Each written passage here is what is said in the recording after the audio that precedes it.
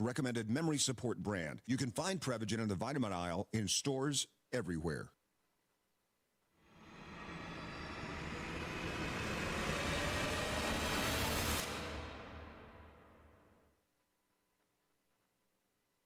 Nothing but the best.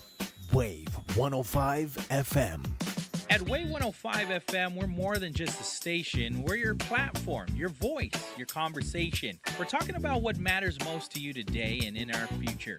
And we want you to be part of it. Got something to say? We're listening. Different opinions? Bring them on. Let's talk, let's debate, let's connect, because every voice counts. Call or WhatsApp us at 671-922-1051. And if that line's busy, hit us up at 922-1052. This is Talk Radio for everyone. This is Wave 105 FM, the Talk of Guam. Country music lives on Route 99 FM. Tune in to 99.5 FM or listen live online at route99fm.com to catch all your favorite country music nonstop and direct. 24/7 country music. Classics, throwbacks, and the chart toppers are keeping you cruising on Guam's road to all country music, Route 99 FM.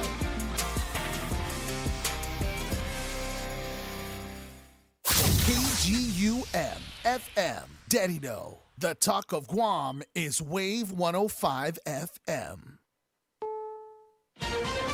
This is CBS News on the Hour, sponsored by Progressive Insurance. I'm Cammie McCormick. The Supreme Court has cleared the way for federal agents to conduct roving immigration raids in Los Angeles, lifting a restraining order that had blocked agents from stopping people based solely on their race, language, job, or location. Legal analyst Laurie Levinson. This is a major issue that's likely to come up in other cities, maybe Chicago in the near future or Baltimore. So it's not a good sign for those who are seeking to stop the administration from bringing in ICE and maybe even the National Guard to do these full types of raids. CBS's Olivia Rinaldi on immigration operations in Massachusetts. We do know in Boston there have been some immigration activity underway starting yesterday into today. So that's another sanctuary city that this White House says they're certainly going to target when it comes to immigration. And CBS's Usher Qureshi in Chicago, where a lot of the focus has been on crime. There are people who say that they welcome additional resources into the city, given the issues that we've seen over the last decade and beyond with violent crime, but there's broad unease across the city as well. Palestinian attackers opened fire near Jerusalem today, killing 6 people. The BBC's Wyrie Davies has more. Today's attack at an intersection to the north of Jerusalem was one of the worst attacks we've seen in Israel for some while. In all, 6 people have been killed. Many more have been seriously injured when 2 armed Palestinians, a man of 20 and another of 21, came into Israel from the occupied West Bank. They boarded a bus and they opened fire with guns. President Trump today hailed a decision by West Point to cancel a ceremony honoring Band of Brothers and Saving Private Ryan star Tom Hanks. The Academy's Alumni Association was to honor him later this month. Retired Rear Admiral Mark Montgomery. He really was a great advocate for the military, a great recruiter. This isn't a West Point issue. This is a Secretary of Defense issue. And this is about, canceling an award for someone who earned it, deserved it. Americans are feeling much less confident about finding a new job, as Jason Brooks reports. The New York Federal Reserve's monthly consumer expectations survey revealed that labor market expectations dropped to the lowest level in the survey's history. Less than 45% of consumers that were surveyed believed they could find another job if they lost their current one, a substantial decline from the previous month and following a series of anemic monthly jobs gains this summer. And checking the numbers on Wall Street at this hour, stocks are mixed. The Dow is off by 76 points. This is CBS News. Sponsored by Progressive Insurance. We offer auto, home, and commercial auto insurance, plus a variety of business insurance options. Visit Progressive.com today. So my mother is thinking of switching from Verizon to Pure Talk, but she's worried the deal sounds too good to be true. Michael, she said, how can those Pure Talk people offer me the same basic service as Verizon for so much less money? I said, Mom, go ask Google how much Verizon spends on advertising and promotion. A few seconds later, my mother said, oh my goodness, $12 billion a year? That must be a typo. I'll tell you what I told my mom. It's not a typo. Verizon spends $12 billion a year on advertising and promotion, and their customers are paying for it. Well, Pure Talk doesn't spend that kind of money on commercials. Trust me, I would know.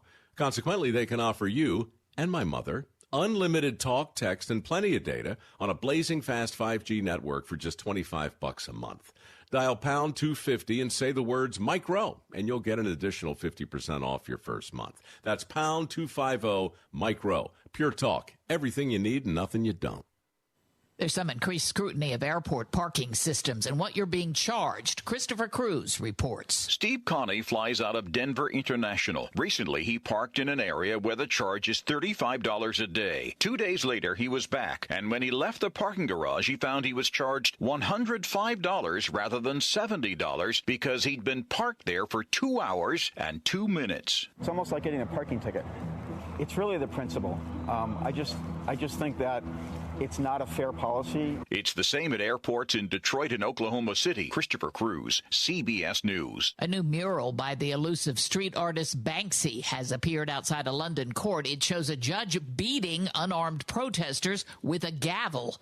Although it doesn't reference a specific cause, it follows the arrest of nearly 900 people at a pro-Palestinian protest. I'm Cammie McCormick, CBS News.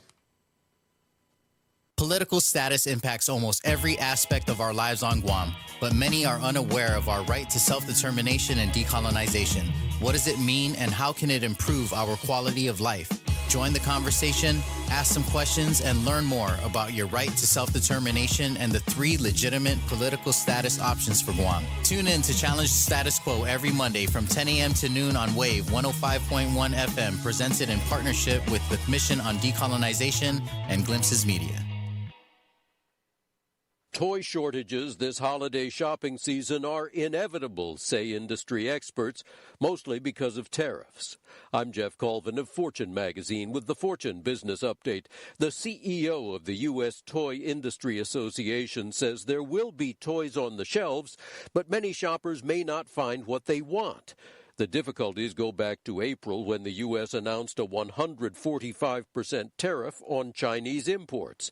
That number has since settled on 30%, but the entire industry was on pause for 60 days of prime manufacturing, the Industry Association chief says. And there's only a certain amount of product you can force through a supply chain when you've missed about 60 days of manufacturing. But couldn't toys be made in the U.S.? The CEO of a U.S. toy importer tells Fortune it wouldn't work because the cost of workers would double or triple the cost of the product.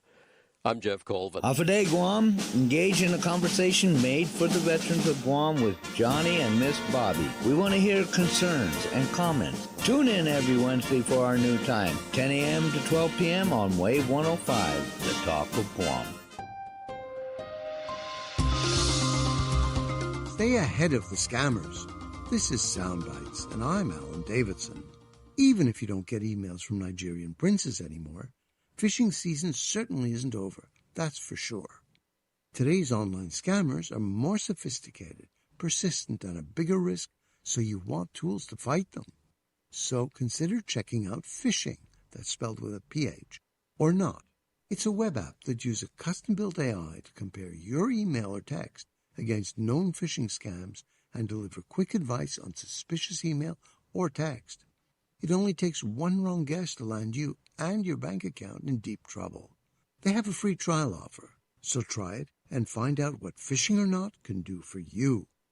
Find it at phishing or not.com.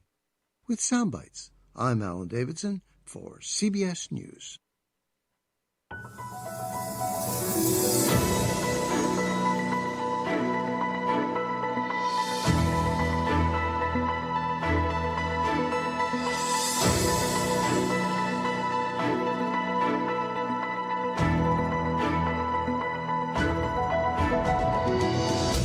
Hafa Hafa Adai, Guam. Good morning, everyone, and welcome back. It's Mornings with Patti on the Wave 105 FM. We have 6 minutes after 6 o'clock on a Tuesday, September 9th.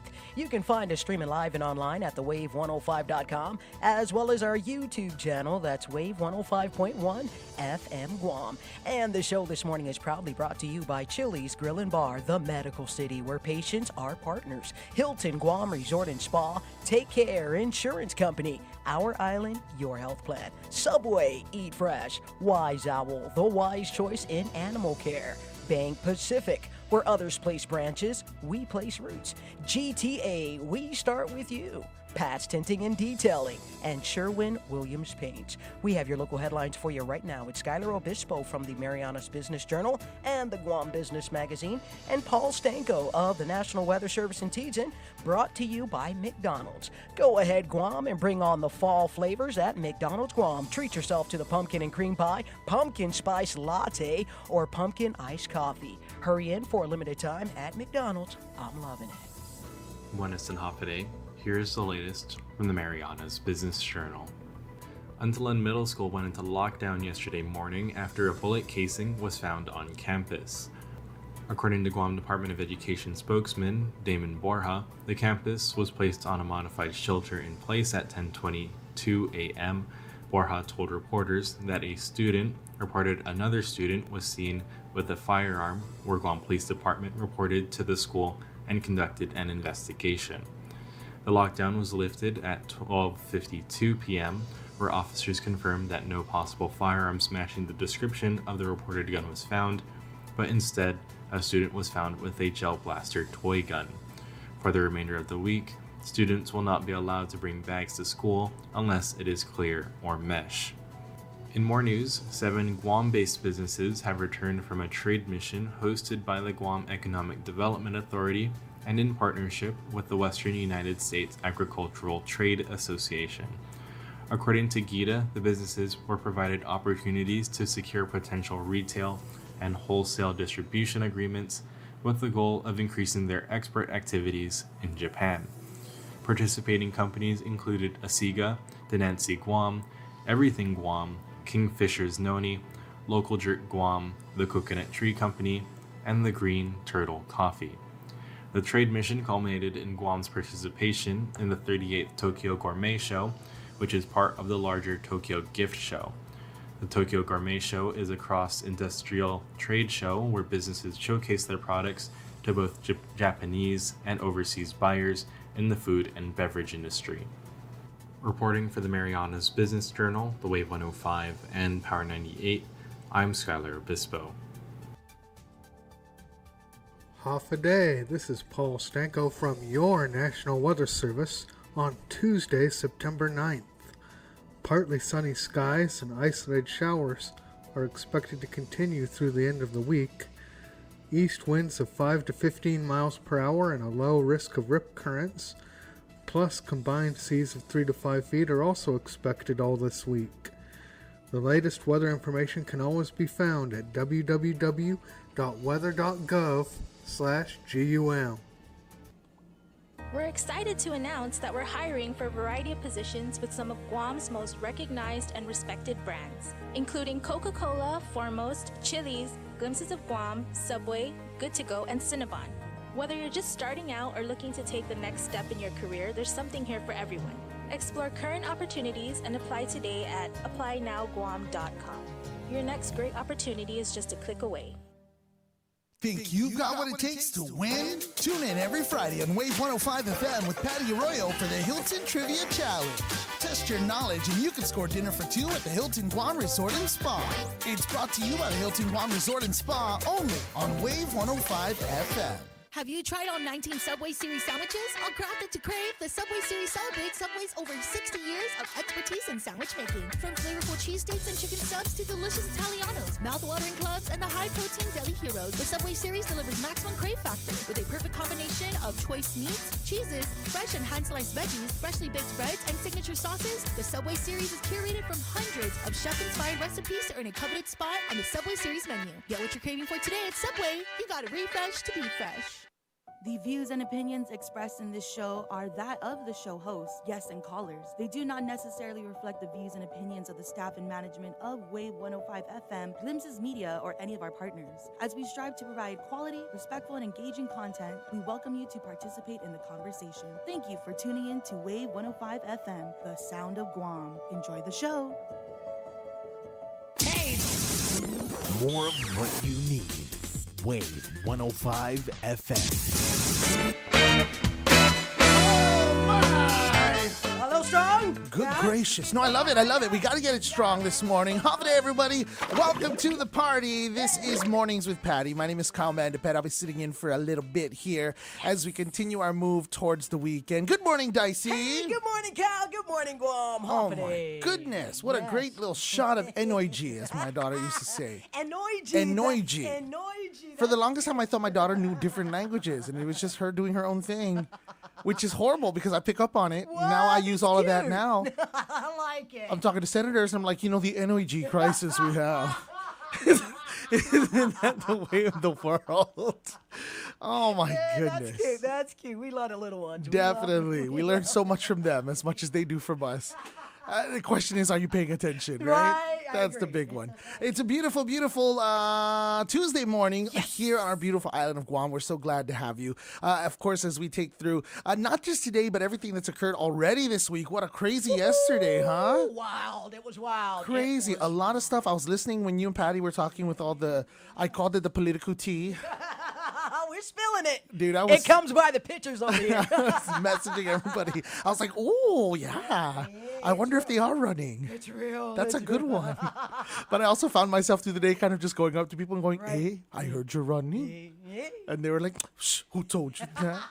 You know how people are. I feel like that's a big thing here in Guam. That's true. Right? That's like a notch. Like some people go around saying, I won Pika's best. Yay. And some other people go around going, people always say I got to run for senator.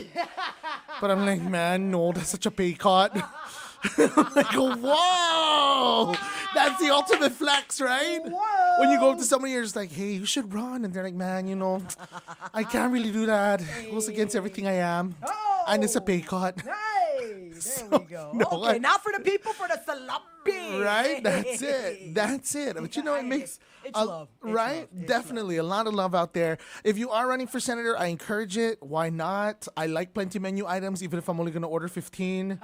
I want choices, man. And my big advice to everybody who is going to be running for senator this Make time good around, appetizers. Yes, please. Properly describe your ingredients, okay? Properly list if there's any allergens in you. Nothing sucks more than biting into something that looks so good, then you find out it got milk in it. Oh, God. And you're glued to the toilet for 2 years. Okay? We're allergic to peanuts. So be upfront about it, please. But they're saying with all of these, and honestly speaking, I hope everybody who's rumored to be running for governor and lieutenant governor, I hope they do run. Hey, good luck, guys. Like Good I luck, said, everyone. choices. I want them. Right. And I think, I know we have the whole Republican Democrat situation going. Okay. And please take this for what it is. I've been a FM radio host for the past 20 years almost, and I'm not pretending Are to you be running? politically Are you, No, okay, that's I a was pay wait cut. a minute, are you running? I'm like, wait a minute, hold on here. That's a pay cut. No. Hold on. But I'm just going to share with you, okay? You really got to get the word out there. And there's so many times I see really qualified people who I think would make good senators for whatever reason. Yes. They have great ideas. They help great groups. They have all this volunteer experience that shows they care about the community. Right. But when it comes to pushing, they just fall flat. Right. And I'm not saying you got to spend all this money. I get it. Not everybody's got it. But here we go. Here's the thing. If you want to drive in a car, I don't care whether your car is beautiful or it's brand new or if it's the one that you got from your mom's dad's uncle who moved off island and you told him you were going to sell it, but nobody wants to buy it, so you just ended up driving it forever. If you're going to ride the car, you got to make sure you got 4 wheels. All right? Otherwise, everybody's going to be laughing at you because you're going to be like, you know what I mean? I don't want that for you. So prepare accordingly if you are going to run for senator. It does take some coin or a lot of creativity. There's a lot of opportunity out there now for you to get the word out. A lot of great community groups have started up, and people want to hear about what you want to do, okay? So again, my advice to you if you are running, and this is simply from a voter, a voter's perspective. That's how we're doing it. Who wants to order from the menu with good options. Okay. All right?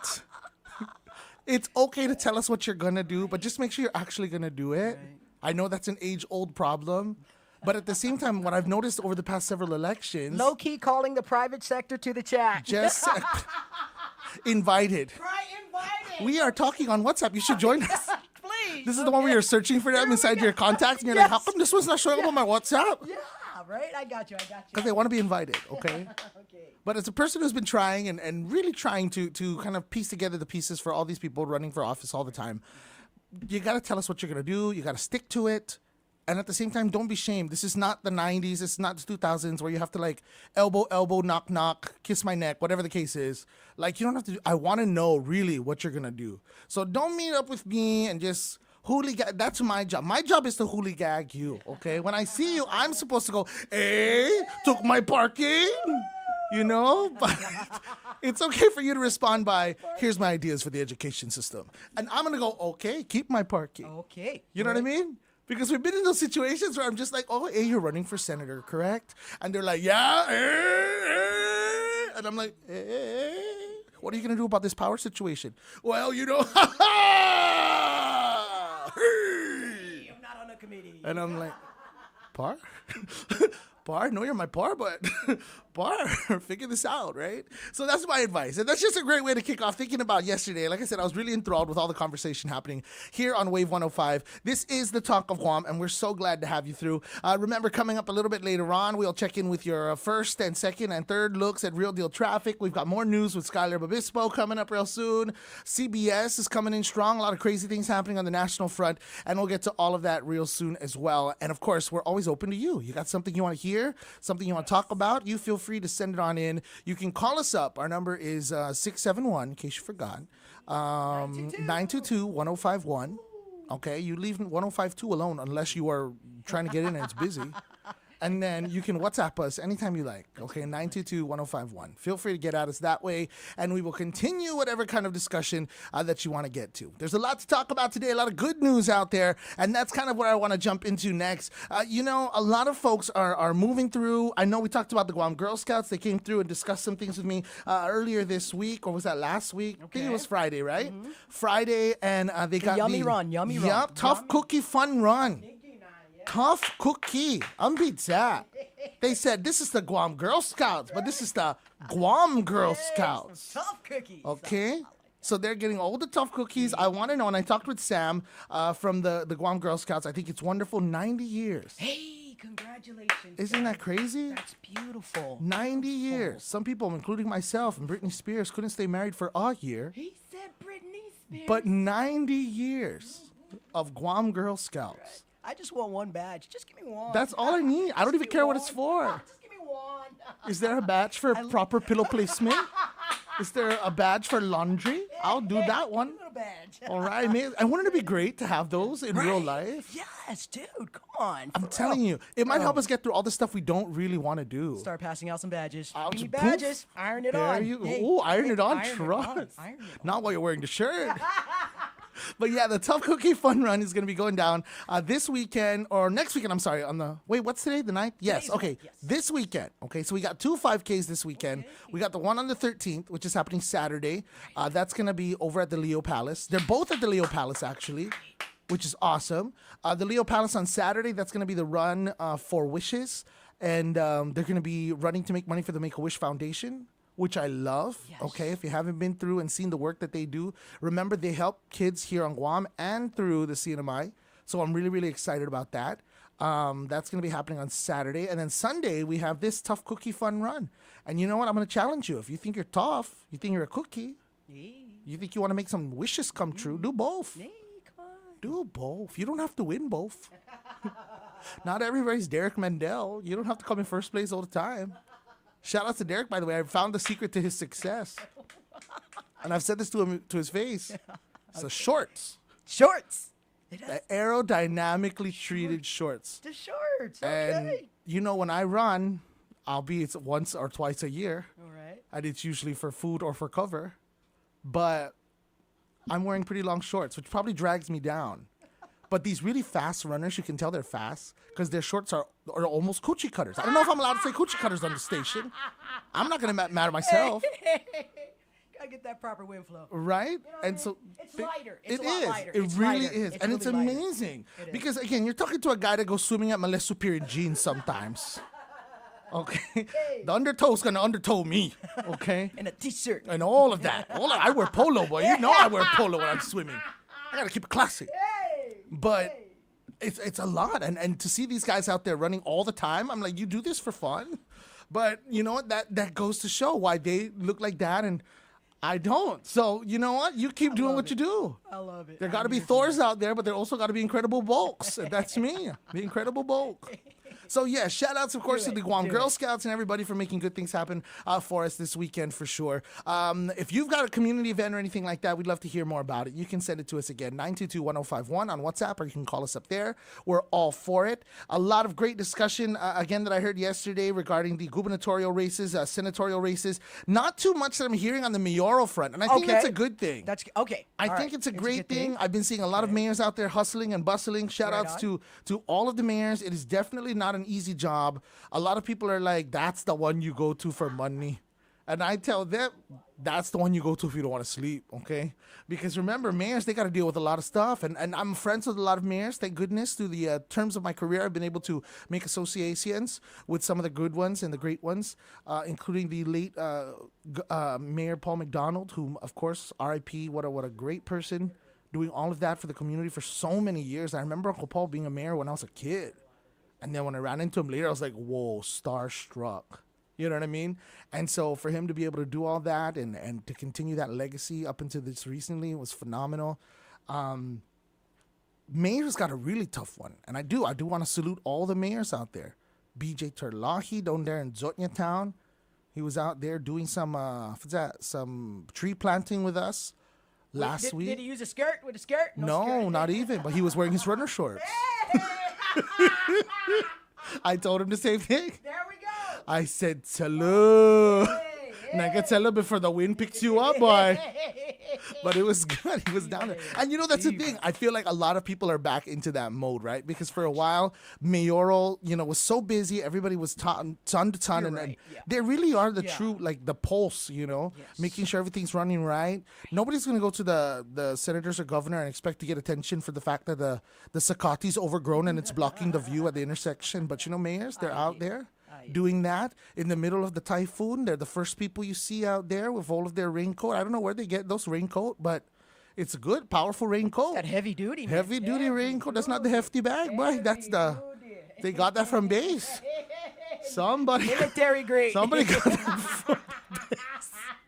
But definitely, shout outs to all the mayors. And I know, like I said, I haven't been hearing too much about anybody coming up and running in those positions, which means that the mayors are doing a pretty good job out there. Shout outs to all of them and keep up the awesome work. Nice. I love it. And we got Lisa want to hang out with us. Awesome. She Hafa has a Adai. question. Good morning, Lisa. Hafa Adai. Good morning. I just have a couple of things. Number one, do you know when the Daiso is going to open in GPO? Ooh, that's a good question. That is such a good question. I went over Daiso. there on the weekend and I was so surprised. I'm like, all right, because that's one of my stores. Oh, yes, please. Yeah. So that's a good thing that's happening for Guam. It is. Let me try to find out. I'm going to find out because that's a great question. Let me see here. Okay, what's your other question? Yes, and another thing is I wanted to comment on, I heard on the KOAM news over the weekend that the civil defense. Okay. They're wanting, one of the senators is wanting to abolish it, and it's been around on Guam for 75 years, and I'm like, why do they want to do that and rely on the fire department when the civil defense has done so much for Guam? I remember a while back, I'm affiliated with the Disability Arena, and we even took a tour down there in the Ganyan. It's a really good thing for Guam. I just don't quite understand why they want to do that. I think they should just keep it, That's true. You know Do what? you know any information about that? I know that Senator Sean Sean Gumatautau, I think right? is the one that. Yep, definitely. He's been, advocating for this, and I know it's a part of a bigger strategy that he has, or that they have discussed in terms of government spending and reducing and eliminating some redundancies. Personally, I know the work that they do down there comes in handy, and especially if you think about during the typhoons and the natural disasters. Yes. It really, those are the ones that are releasing all that information. And they're operating out of civil defense and out of Homeland Security down there, next to the governor's house, and like you said, there's a lot going on. I feel like this is one of those situations where nobody truly knows how much until you go down there and you see all of this, what's happening down in that department, Right. Right. So you know what? I'm going to try to dig more into this personally and professionally. I've seen the hard work that they do over there at Civil Defense. And at the same time, I want to give Sean the benefit of the doubt and say that he's probably seen it as well. But of course, everybody's trying to come up with some opportunities for betterment in the government and to make things more efficient. My first thing is always, let's get some more of those, automated, online offerings. And I know that there are some people out there who are working on that in terms of revenue tax and such, and all of those things, but I'm not too sure what brought this up. I'm not too sure why, this is a part of the thing. I'm assuming that they did their scrub of the government and identified areas where they think changes could be made, which is totally on them, right? I prefer somebody who's trying to do something than somebody who's not doing anything in terms of the legislature. That's right. Two more quick things. Please. I just want to give a shout out to the Make-A-Wish Foundation. They have helped. They had helped one of my friends who they granted one of her wishes when she was 8 years old. Wow. She went to Disneyland. She had spinal bifida, and up to now, even though she's an adult, it's something that she'll never ever forget. How they took her and her family, and I'm just grateful for the Make-A-Wish Foundation, how they also celebrate. How they also take time to celebrate those that need that wish, and even they're helping kids in the Mariana Islands as well, and among others. So I'm just thankful for that. So thank you so much for the time today. Thank you, Miss Lisa. You have a wonderful day, and please continue your positivity and your love for the island and our people. We appreciate you so much. Thank you so much. God bless. You. Bye-bye. God bless. Bye-bye. See, that's what I'm talking about. Nice. You see that? Lisa broke down the door. She said, I got some more positivity for you. Hey, let's go, Lisa. She said, you want some? You got some. Yes. And you know what? On all counts, I say amazing, right? Yeah. Make-A-Wish Foundation, I was ignorant. I'm not going to lie to you. I was ignorant before I started working with them as to exactly what they did. I knew that people were going to Disneyland. Right. I knew people were meeting, what's his name? Michael Jordan, Lizzie McGuire. John Cena. All of that, right? I knew that was going on, but I didn't realize to the extent and to how things were serviced. Now, I know we just celebrated a huge milestone here in the Marianas. Guam and CNMI are united under one group, of course, which is a wonderful thing. I always love that. But the wishes that they're granting, a lot of people think it's just for the terminally, for the children who aren't going to be able to celebrate for much longer. Right. But in actuality, they also award kids who are just going through really bad, medical situations, the worst of it, people who suffer or are afflicted with certain diseases or conditions. And when I got a chance to start talking to some of the Wish kids, it's really when my eyeballs truly opened all the way. Yes. Really, it's beautiful. Talking to them. And then on another level, after I started having kids, God knows I haven't stopped since. But when I started having kids, from a parent's perspective, and you and I know this because we have the kids and we're able to deal with them in that daily capacity and just everything. Nothing quite scares you the way you get scared when your baby or your kid is sick and there's absolutely nothing you can do. And even if that's just the flu. Oh, yeah. Even just the flu, and you look at your kid who's normally doing backflips and you're having to tell settle down. You have to pinch them on the inside of the leg in church. When you look at them and they're just like, you're like, oh, no. My baby, get up. You want some sugar? Yeah. Get me the funnel. Yeah, right. Get me the funnel. He's going to do handstand and we're going to pour sugar in his mouth. You know what I mean?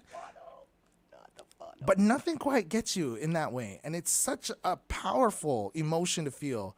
And so to see kids and families going through different, situations, and then the Make-A-Wish Foundation comes in, and sometimes it's not even as big as going to Disneyland. Sometimes these kids just want to have a party with all their family because they've never had a chance to, or because during treatment they haven't seen their whole family.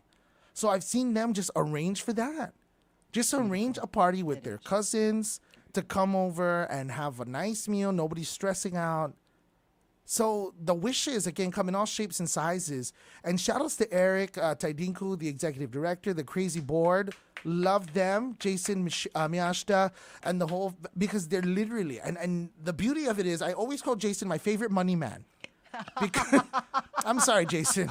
That man been rich as long as I've known him, okay? He's working for Raymond Davis, David Raymond. We love you. Hudson, no, who's that? The money people. Raymond James. I'm so sorry, Jay. Raymond James. And he's so good. He's so good at that. Really in terms of financial planning and all of that great stuff. And so for him and this Put him on the group- ballot. Yeah, no, boy, watch out. Put him on the ballot. Watch out, boy. I'm bringing my pen. I'll bring my own pen. I'll write you it. But to see people get involved with this and to see now where that, he's really trying to, and wishes aren't getting any cheaper, huh? So based on what I talked about with them during their last gala, and full disclosure, right? I host this gala every year. And so I get a chance to meet these kids, but I also get a chance to kind of get my finger in there and see, what these cost. And on average, a wish costs, on average now, about $10,000. Wow. Yeah, it's true. Yeah. It's true. And when you consider that this group of volunteers is putting together and executing anywhere but more than 10, I definitely know it's more than 10 every year. That's crazy. That is amazing. And it's a testament to the support that they're getting, but also the hard work that they're putting in. And so that's why I tell people all the time, even if you can only, give a little bit, if you have that opportunity, you feel free to do that, and sometimes you just feel moved, right? Sometimes you're watching infomercial, or maybe you're watching that Netflix movie about that boy and that girl and the catfishing and all of that craziness, and you just feel moved by the spirit of giving and gratefulness for what you're doing and your safety. Feel free, okay? Don't go to Timo right away. Hold on. I want to make this a thing. I want to make late night scrolling and donating a thing. So that you don't wake up 3 weeks later and go, how come, what is this again that I ordered? What is this head massager that looks like Megan Fox? What the heck? Put that away. Instead, put your money in the Make-A-Wish Foundation and other great organizations, right? So big shout outs to them as well. And I also want to make a shout out to Red Cross. Yes. Okay, I know they got the Red Ball coming up real soon, and I think that's wonderful. But a lot of people, again, are just like, what does Red Cross do? We don't have typhoon every week. I know, Auntie. We don't have typhoon every week. And again, Auntie, nobody's taking your money from you, okay? Right. So just settle down. Hey, settle down. Let them do what they're doing, okay? Please, yes. But the thing I appreciate most about the Red Cross is, sadly, I've had, my grandma and my grandpa both. Okay. They both moved back home. Got you. Oh, welcome home. Welcome home. To heaven. Oh. Thank you for that, Dice. Oh, wow. I wasn't ready for that. Okay. They both moved back home to heaven. Jesus, Kyle. I'm just saying. Oh, my, welcome home. He's like, oh, I'm like, wow, okay. They live in Ledzang now forever. Oh, God. Okay. But I'm just saying, this is one of the big services that a lot of people, again, Red Cross overall, this is one of the things that I appreciate about them so much, is during those times when we were suffering as a family and grieving, the Red Cross comes through when you've got service members who are stationed away, right? So my brother, my cousins, all of those guys were able to get some support from the Red Cross and bring them home for the fun room. Oh, okay. Yeah. I'm following. I got you. And so okay. we're so grateful for that. We're so grateful for that. And I think that for us, like I said, it's a little different. Beautiful. Yeah, than other places. Obviously, there's going to be other priorities. But when you're off island, man, there is such a big, it's a big, long, it's not even a string. It's a copper wire. And you're forever tied to our island in some form or fashion for a lot of folks. And so for somebody to be able to assist and bring you home, because let's face it, you got to sell something to come back if you're not prepared, That right? is true. It's really expensive. That's very fair, Really expensive. And that's just, I'm not going to dive into that. But what I will say is groups like the Red Cross come out and they help. And especially, people who are stationed overseas, far away, people that are on deployment. I've seen them help people get home in the middle of a deployment. Your house burned down. Yes. For funerals and for things like that. Many untold stories, man. I'm telling There's so you. many untold stories about the American Red Cross. I'm telling you, so love these guys, I tip my hat. Yes. I tip my hat for sure.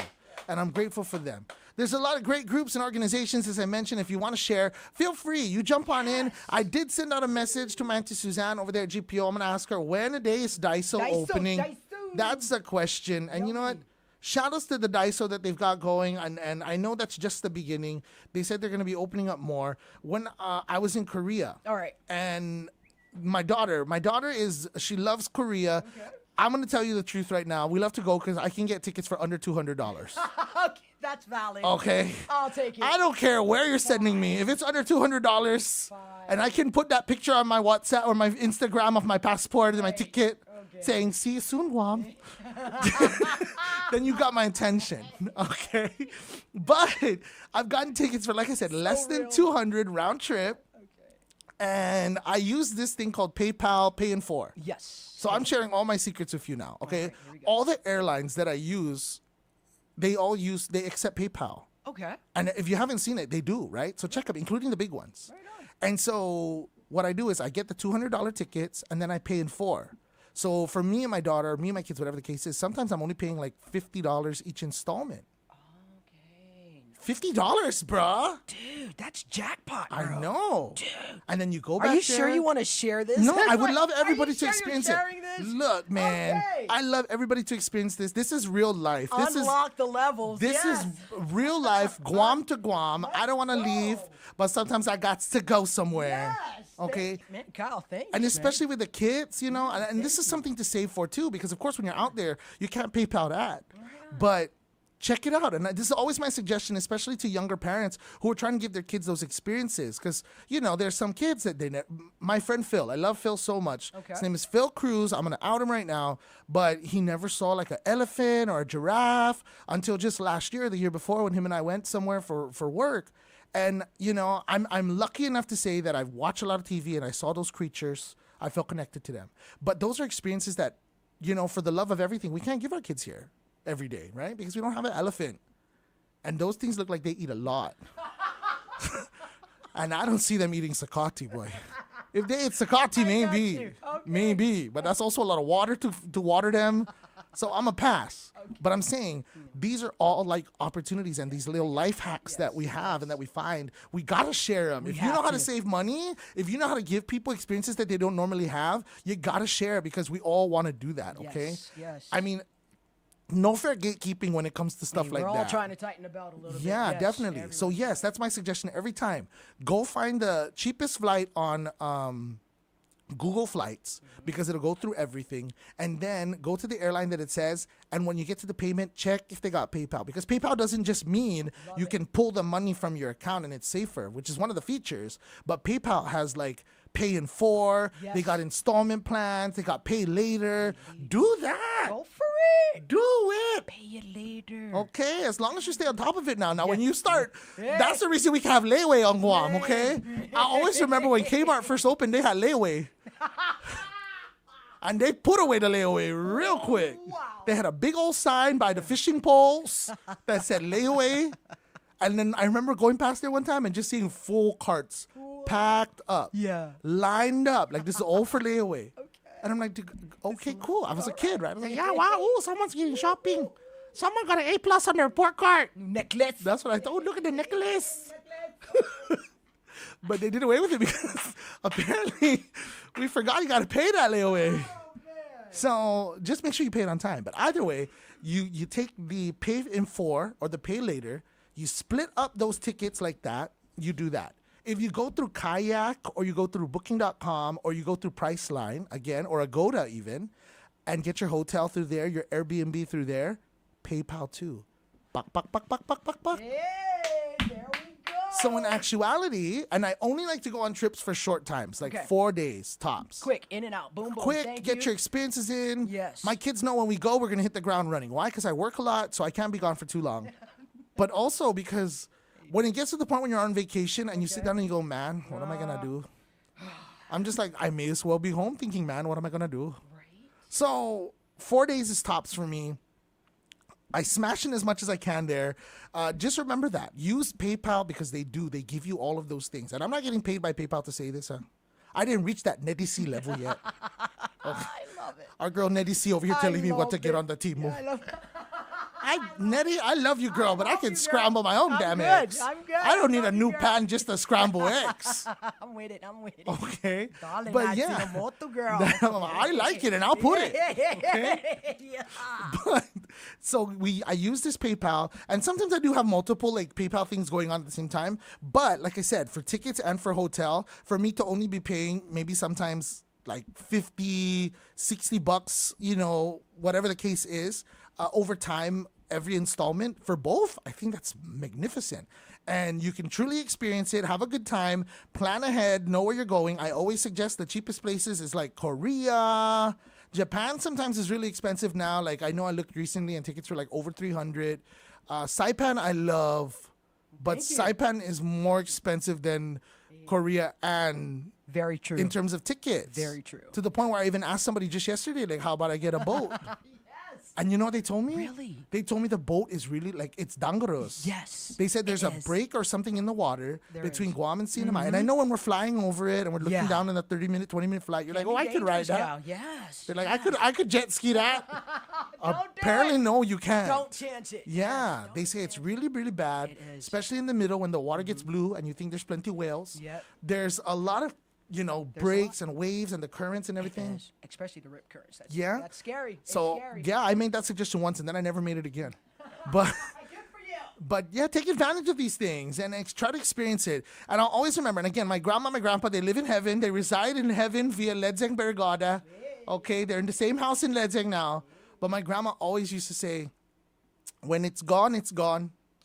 When you're gone, you're gone. And so she was talking about like everything, like your money. And it's great to save. You have to have it in case there's like, emergencies that pop up. But it's okay to spend some too, It's okay to spend some. So put some aside. That's my suggestion. Start saving up. Get your PayPal on. Take a trip if you can. I've seen people go like to Bali for like $200 something, $300, and you got to catch those when they happen. But consistently, I'll tell you right now, flying to Korea it's cheap. Yes. But hold on. Let me be clear on this, okay? Okay. Don't expect the full-blown experience in terms of what you're used to. No, I'm talking about like just on the plane. Because I'm telling you how to get there cheap. Yeah, okay. I'm telling you how to get there affordably, and I'm telling you how to get there so you can experience some stuff, right? Okay. For me, I don't care if I'm riding in a limousine or in a small baby hatchback buggy. Yeah. As long as the aircon's on and as long as the ride is smooth, I'm ready to roll. Okay? Let me make it very clear. On my budget traveling, you are not riding in no Rolls Royce, boy. You are riding in my 1994 Sentra. That's how we're doing. I just caught an Elite. I'm throwing it out the back.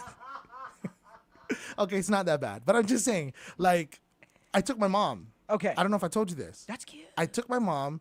Again, I found awesome deal, less than $100 for the tickets, round trip. So I took my mom, and we went to Korea for the first time. She's never been to those foreign countries. Okay. She's just a true blue, I work at Kmart girl. Wow. Okay, what was her? Did she love it there? Dude, okay, so there's just some changes in the culture, obviously. It's very hustle and bustle there. All right, So anytime somebody accidentally bumped her, she would look at them Muzu face like, oh yeah? And I'm like, Mom. And then my daughter had to tell her because she was like, excuse me. And my daughter was like, Grandma, you don't have to say that. They don't understand you. Just move through. It's okay. Because culturally, it's a little different. Yes, and my daughter and I have been to Korea quite some times because it's cheap. You're right on. But it was my mom's first time. And like I said, the tickets were really inexpensive and we're going. And again, these are obviously smaller planes. They're not like the small planes, but they're like the, they're small enough that you realize there's not like 9 rows across or 9 things. And so this is like the ultimate, my mom's super chod flared up. Okay, all right, let's when there was a brush of turbulence. Okay. Yes. And so yes, the plane yes. starts getting turbulized. Uh-oh, Turbulized like this. Like it's crazy. I'm not gonna lie to you, right? We went into like some wind or I don't know how turbulence works. We went into the winds and the waves and the whatever the case is, right? Waves of wind. And so we started shaking a little bit. And in true blue, this is my mom. I work at Kmart. I'm a child girl, and this is how I live. She looks at me and goes, "This is why the tickets are cheap, huh?" And I'm dead. I'm not. I'm done. Oh, Mom. I went, "Mom!" Mom, no, don't, Mom, no. I love it. I did my mom. I know she had a great time. That was true. Oh my goodness. My mom is just that typical lady, I'm telling you. Cool. She did that. And then she made it a point before we all got on the plane. She goes, "You guys know what's back, right?" And me and my daughter go, "What?" She goes, "COVID." Oh. And I was like, "Mom, why are you telling me that before I get on this international flight?" She's like, "I hope we have a good time." And then she went on the plane very fast. You know what's back, right? COVID. Oh, wow. Stop me, Mom. Right. So yeah, that was that situation. It was a good time. I love her. That's so cool. Enjoy the ride, my friends, I guess is what I'm trying to say. love it. Again, thank you so much for joining us. We have so much to get through. I know we got a break coming up, and then we've got some news and all that great stuff on the other side. I'm also going to try to lock up with some great people who are going to clue us into some of the awesome stuff that we've got going on here. Thank you again for giving us your morning. Paulie's going to be in a few more minutes, just giving him some extra time to shower. Okay. I got a message here. Someone says, "Do they serve Kelligwin on the airplane?" See? No, boy. No, That was Kelligwin. another one. That is? I opted for the no food plan. What? Which is Damn, Cal, you cheap. We hungry, Cal. Cal, I get the $50, bro, but damn, we hungry, bro. Come on, man. I told you. Hold on, dude. I'm bargain flying here. All right? Hey, Don't bro. talk to me with your patio royal. I go in the lounge. Okay? There's no lounge here. You can't even recline your chair. Okay? Sounds uncomfortable. You better keep your shoes on. Okay? You're like, I'm catching a different flight. It's like, forget that. So- Getting a different flight. There was no food on the plane. Again, I knew this all going in. My mom didn't know it. So she's like, "When are they going to bring us food?" I said, "Mom, it's 3-hour flight today, Mom." She said, "Oh, lucky." So again, in true blue, this lady's from Guam. Tomorrow, I work at Kmart. She's prepared. She busts out this giant Ziploc bag, and it's chock full of Sky Flakes, I love this. bagel. And so she starts offering it to my daughter. They're eating. They have a full-blown continental breakfast. Even though Continental Airlines shut down, they got continental breakfast going on It's wild. on this budget airline. But no food allowed. Thank you for the question, though. You can bring your own Kelligwin. I'm sure they'll let you bring it on, but not the one we were riding, boy. Oh, man, bring your food if you're flying with Guy. And bring your drink. They only give it. They only give it. You know when you go dentist and you wash out your mouth? That's the cup they give you. Give a little shots of water. But did I mention round trip for under 200? Stop. Wrong terminal. I'll take the next. I'm here. That's just like, I'll take the bus to Korea. That's how we're going to do it, man. I love you, man. But no, this ain't working. This is not happening. I'm just sharing, okay? Again, your kids are going to love. They're not going to know that your kids are going to be like, "Whoa, this is fun. I get to ride the airplane. Wow. And I'm wow, taking Ron. shots of water. I got the little cup like at the dentist. This is the best. Mom, you brought my favorite snack. She don't need to know that you bring it because they're not giving it to you. Okay, and then when they start giving the dishes to the people who ordered it, you just tell them, "Oh no, baby, they're vegetarian. Baby, they get the special meals at vegetarian. You don't want to eat meat no more? Huh? Is that it? You hate meat?" Okay, so there you go. We're going to be back. I've got more life hacks and more, I guess, sharing to do this morning here. This is Mornings with Patti. I'm Commander Pat, sitting in temporarily here on the Talk of Guam. This is Wave 105.1 FM. Think you've got what it takes to win? Tune in every Friday on Wave 105 FM with Patti Arroyo for the Hilton Trivia Challenge.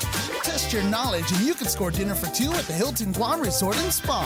It's brought to you by the Hilton Guam Resort and Spa only on Wave 105 FM.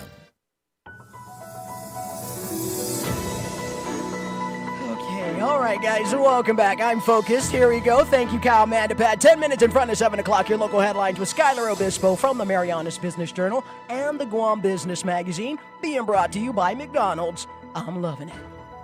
Buenas and Hafa Adai. Here's the latest from the Marianas Business Journal. Both Governor Lulian Guerrero and Lieutenant Governor Joshua Tenorio said yesterday in a statement that they are dissatisfied with the Missile Defense Agency's record of decision on the Enhanced Integrated Air and Missile Defense System. Leon Guerrero said that she disagrees with the decision to not convene the Economic Adjustment Committee, a committee of 22 federal agencies that would coordinate a whole government response to local economic and infrastructure impacts of the Department of War's, formerly the Department of Defense's, actions. She added that the committee would ensure Guam is not left to shoulder the burdens of the DOW alone. The proposed defense system includes a combination of MDA, U.S. Army, and U.S. Navy components across 16 sites around the island, with site preparation to begin as soon as late 2025, according to the record of decision. In more news, 3 teachers from the Guam Department of Education have been formally recognized by the Guam legislature for being named state finalists in the 2025 Presidential Awards for Excellence in Mathematics and Science Teaching, the nation's highest honor for K-12 STEM educators. Honored are Colette Beausoleil of JFK as Guam Science finalist, Elaine Cortez of Simon Sanchez, and Mark Villaverde of Benavente Middle School as Guam's mathematics finalists. GDOE said in a statement yesterday the recognition highlights the remarkable talent within GDOE's teacher force and underscores Guam's commitment to nurturing innovative, world-class educators who prepare for students for the challenges of the future. Reporting for the Marianas Business Journal, The Wave 105, and Power 98, I'm Skylar Obispo. Buenas and Hafa Adai, it's Damon Michael, your GDOE PIO. Make sure you tune in every Friday at 10 a.m. for our agency's Educuento series, where we give you the latest and greatest from the Department of Education. All right, Guam, let's go ahead and hit the streets really quick with your first look at your Real Deal Traffic Report, brought to you by Guam Auto Spot, where you can schedule a test drive by calling 478-AUTO or check out our inventory. It's on our website at guamautospot.com. And Mobile Gas Station. Download our app today for exclusive fuel coupons. Visit guam.mobile.com for more details. And we're at the 6 o'clock hour. Traffic is light up and around the northern end of the island. Getting around Jigo, we have no delays along Route 1. Route 3 is going to change up around Ukadu and GRMC. That's going to be the Guam Regional Medical City. After that, getting around the Micronesia Mall, no delays there. Upper Tumon is looking nice and clear till you hit that JFK Kmart intersection. Lower Tumon is nice and smooth. We don't have any delays there. Hitting Tamuni at that ITC FHP intersection, we do have a little north and southbound traffic there. Route 8 is nice and clear. No delays on Route 16. However, school buses are making rounds. Watch your speed limit. Eyes on the roads. No texting and driving. And remember, Guam seatbelts are sexy. This is your Real Deal Traffic Report being brought to you by Guam Auto Spot and Mobile Gas Station here on the Wave 105 FM. Have you tried all 19 Subway Series sandwiches? All crafted to crave, the Subway Series celebrates Subway's over 60 years of expertise in sandwich making. From flavorful cheese steaks and chicken subs to delicious Italianos, mouth-watering clubs, and the high-protein deli heroes, the Subway Series delivers maximum crave factor with a perfect combination of choice meats, cheeses, fresh and hand-sliced veggies, freshly baked breads, and signature sauces. The Subway Series is curated from hundreds of chef-inspired recipes to earn a coveted spot on the Subway Series menu. Get what you're craving for today at Subway. You gotta refresh to be fresh. Keeping the flow through your day. Wave 105 FM.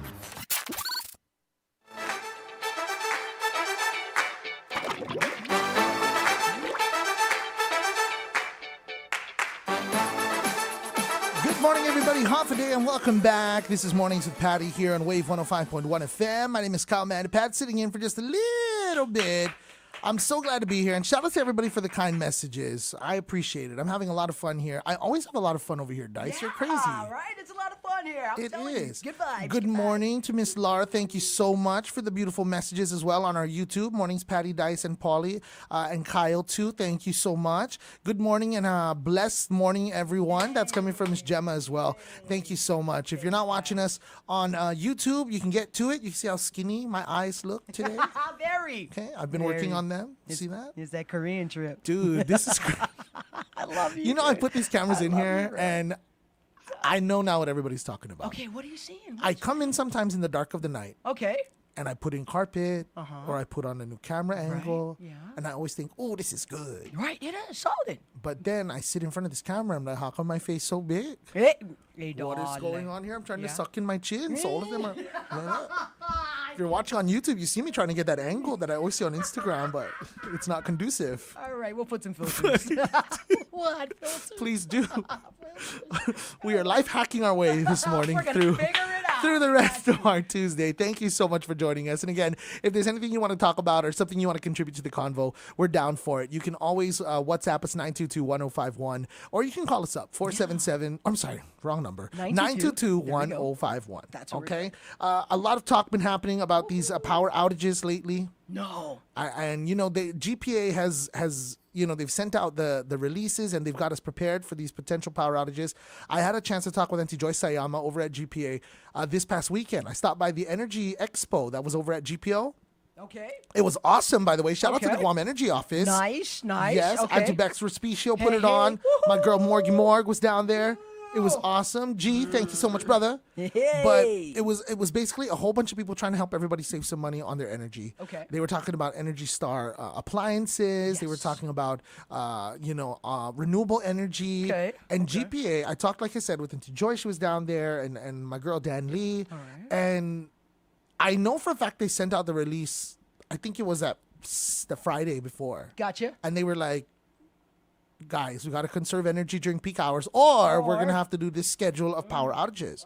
So I want to kudos them because they didn't end up doing the power outages. And when I talked to Auntie Joyce, she said flat out, it's because people conserve. Good job, guys. And you know, I mean, they're getting up the Ukudu power plant. When that thing is fully running and everything is going champion over there, they said it's going to help us so much and we won't have to worry about this anymore, right?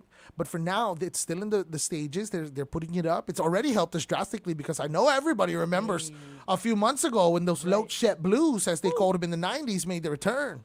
A lot of stuff from the 90s made their return a few months ago. People were wearing bell bottoms. Janet Jackson reappeared. I don't know where she came from, but she was back. And so were the load shedding blues. But thank goodness they're gone through the hard work and the dedication again of the GPA crews and everybody out there. So I just want to say that is what we need, right? We need to just kind of be more cognizant of the fact that, yeah, we don't want our power to go out, but if I got to unplug my rice cooker for a few hours every day, boy, during peak hours, you got to unplug whatever you're not using. Because I would rather not have my rice cooker on and my rice get a little bit fatty when the moisture drops down from the cover. Yes. Versus not having aircon or, God forbid, Wi-Fi. That's See that? Everybody who got kids in their life knows. No. We all went, Not because my kids will sweat. Dude, not the Wi-Fi. They will sweat. But if there's no Wi-Fi, never mind. Just close up the earth. Close up. The earth is closed today. All right? There's no internet. I'm moving to Jupiter. That's what it so the kids will say. But yeah, so I just wanted to throw a lot of love out there and give some kudos to them. Great job. And thank you to everybody who watched their power during that time. We just got to kind of stay on that. And I know peak hours, they say, is like after work. I get it. But you know what? Use this as an opportunity. Get everybody in the same room. Not everybody needs to be in their room blasting their own aircon. Not everybody needs to be watching TV on different sets. You bring them all together and you say, you guys get over here. We're going to watch this show together. It's called K-Pop Demon Hunters.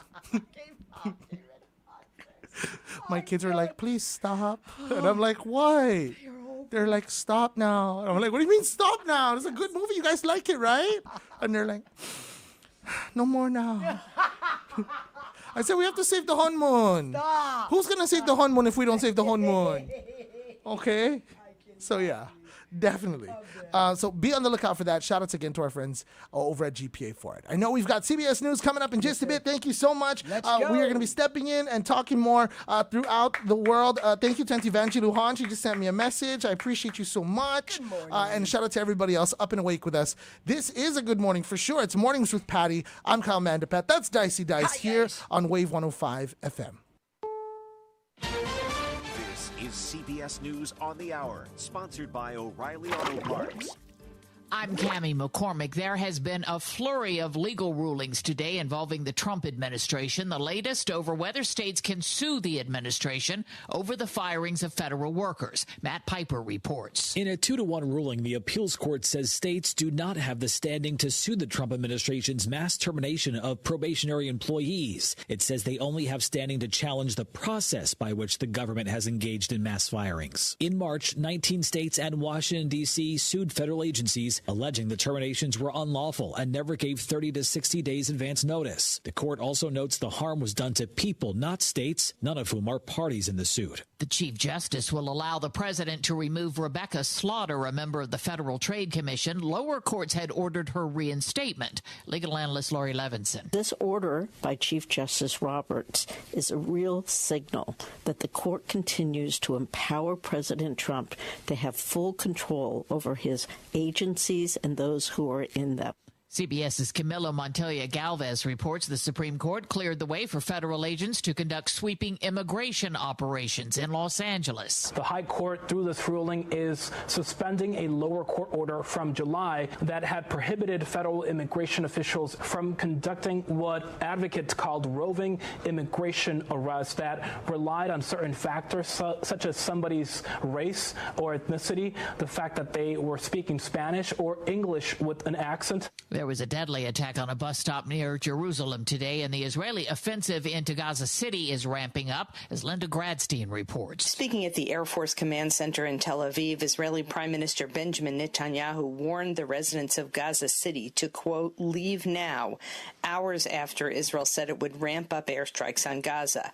He also said that Israeli forces are organizing and preparing for a ground maneuver hours after 2 Palestinian gunmen killed at least 6 people in a terrorist attack in Jerusalem. Venezuela's deploying 25,000 troops to its coastal states to tackle drug trafficking after the U.S. ordered additional fighter jets to Puerto Rico to carry out operations against drug cartels. CBS's Charlie Daggett reports it isn't entirely clear yet whether this is an attempt by President Maduro to de-escalate tensions. He emphasized that the operations were strictly going after drug smugglers, avoiding any of the kind of language or rhetoric that we had seen in reference to the U.S. military presence there. Defense Secretary Pete Hegseth made a surprise visit to Puerto Rico today. This is CBS News. Think O'Reilly Auto Parts for all your car care needs.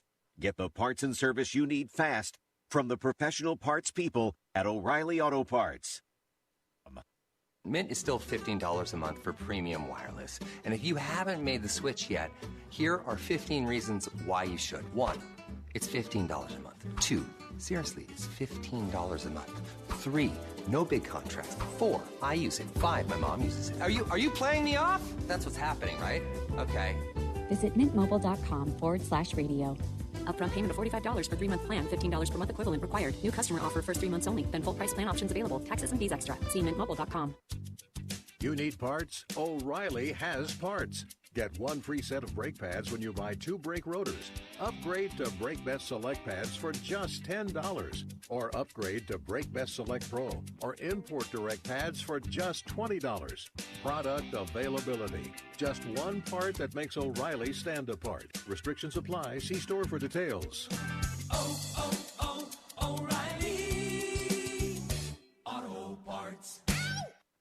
The British band Supertramp says one of its co-founders has died at the age of 81. It was an early morning yesterday. Rick Davies added keyboards and soulful vocals to Supertramp, a group that hit it big in 1979.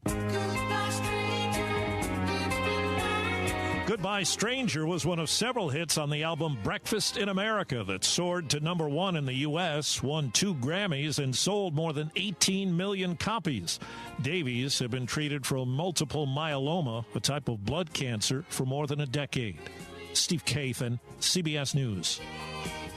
A woman in Australia charged with murdering her estranged husband's relatives with poisoned mushrooms has been sentenced to life in prison. Erin Patterson is expected to serve most of her time in isolation because officials say she could be harmed by other prisoners who followed the case. I'm Cammie McCormick, CBS News.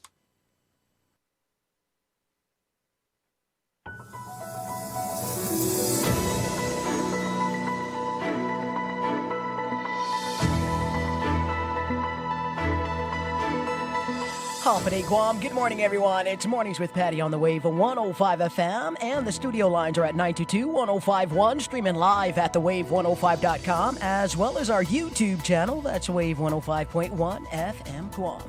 And the show this morning is proudly brought to you by Chili's Grill and Bar, the medical city where patients are partners. Hilton Guam Resort and Spa, Take Care Insurance Company, Our Island, Your Health Plan, Subway, Eat Fresh, Wise Owl, the wise choice in animal care, Bank Pacific, where others place branches, we place roots.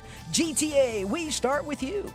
Pat's Tinting and Detailing, and Sherwin-Williams Paints. Your local headlines for you right now. It's Skylar Obispo from the Marianas Business Journal and the Guam Business Magazine, and Paul Stanko of the National Weather Service in Teton, brought to you by McDonald's. Bring on the fall flavors at McDonald's Guam. Treat yourself to the pumpkin and cream pie, pumpkin spice latte, or pumpkin iced coffee. Hurry in for a limited time at McDonald's. I'm loving it. Buenas and Hafa Adai. Here's the latest from the Marianas Business Journal. Untalan Middle School went into lockdown yesterday morning after a bullet casing was found on campus. According to Guam Department of Education spokesman Damon Borja, the campus was placed on a modified shelter in place at 10:22 a.m. Borja told reporters that a student reported another student was seen with a firearm, where Guam Police Department reported to the school and conducted an investigation. The lockdown was lifted at 12:52 p.m., where officers confirmed that no possible firearms matching the description of the reported gun was found, but instead, a student was found with a gel blaster toy gun. For the remainder of the week, students will not be allowed to bring bags to school unless it is clear or mesh. In more news, 7 Guam-based businesses have returned from a trade mission hosted by the Guam Economic Development Authority and in partnership with the Western United States Agricultural Trade Association. According to GITA, the businesses were provided opportunities to secure potential retail and wholesale distribution agreements with the goal of increasing their export activities in Japan. Participating companies included Asiga, Denancy Guam, Everything Guam, Kingfisher's Noni, Local Jerk Guam, the Coconut Tree Company, and the Green Turtle Coffee. The trade mission culminated in Guam's participation in the 38th Tokyo Gourmet Show, which is part of the larger Tokyo Gift Show. The Tokyo Gourmet Show is a cross-industrial trade show where businesses showcase their products to both Japanese and overseas buyers in the food and beverage industry. Reporting for the Marianas Business Journal, the Wave 105, and Power 98, I'm Skylar Obispo. Hafa Adai, this is Paul Stanko from your National Weather Service on Tuesday, September 9th. Partly sunny skies and isolated showers are expected to continue through the end of the week. East winds of 5 to 15 miles per hour and a low risk of rip currents, plus combined seas of 3 to 5 feet are also expected all this week. The latest weather information can always be found at www.weather.gov/GUM. At Wave 105 FM, we're more than just a station. We're your platform, your voice, your conversation. We're talking about what matters most to you today and in our future. And we want you to be part of it. Got something to say? We're listening. Different opinions? Bring them on. Let's talk, let's debate, let's connect, because every voice counts. Call or WhatsApp us at 671-922-1051. And if that line's busy, hit us up at 922-1052. This is Talk Radio for everyone. This is Wave 105 FM, the Talk of Guam.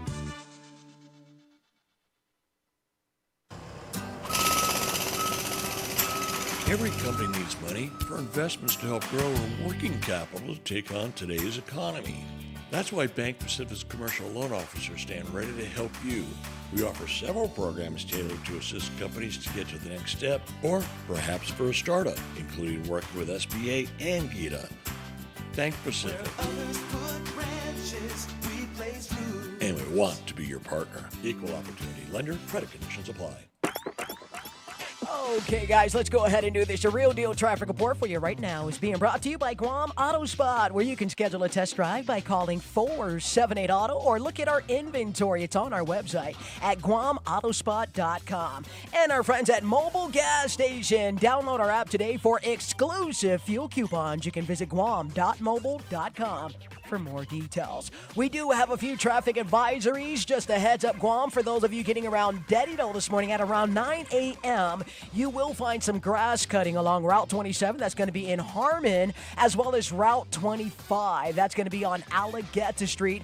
And we're looking at 9 a.m., possibly till 3 o'clock, all depending on the weather. And for those of you getting up and around Payless in Manila, we have paving and pavement markings. That's going to be on Route 10. They're going to be between Route 4's intersection and Payless, and it looks like they're going to work their way around Route 32's intersection this morning at 9 o'clock as well. So again, guys, just a heads up, getting around Manilao this morning, and for those of you in Dedito, as well as Alligator Street. Now we're going to look at traffic in Agatna this morning, which is actually really light. We don't have much delay getting around Agatna. That's nice and smooth. For those in Asan or getting around PD this morning, we have no delays there. We have a few hot pockets for those of you heading to the main gate of the Naval Station, so just a quick heads up on that side. Southern end of the island traffic is moving really nice and smooth. Jotnya has a little traffic this morning getting around Mobile Gas Station in Jotnya or St. Francis. It looks like we got some north and southbound delayed. Aside from that, let's eyes on the roads, no texting and driving, and we should all have a safe Tuesday morning. It's your Real Deal Traffic Report brought to you by Guam Auto Spot and Mobile Gas Stations. Every milestone tells a story. The Hilton Guam Resort and Spa believes those stories deserve more than a party. They deserve a memory. Whether it's a wedding, a christening, a birthday, or an anniversary, the Hilton will make your special day effortless, elegant, and unforgettable. And when you book your banquet, you'll enjoy exclusive savings on guest rooms. Choose Hilton Guam Resort and Spa because your moments matter most. Call 671-646-1835, extension 5306 to start planning today. It just works. Wave 105 FM.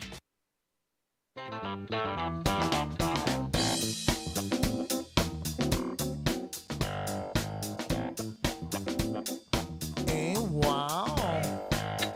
Okay.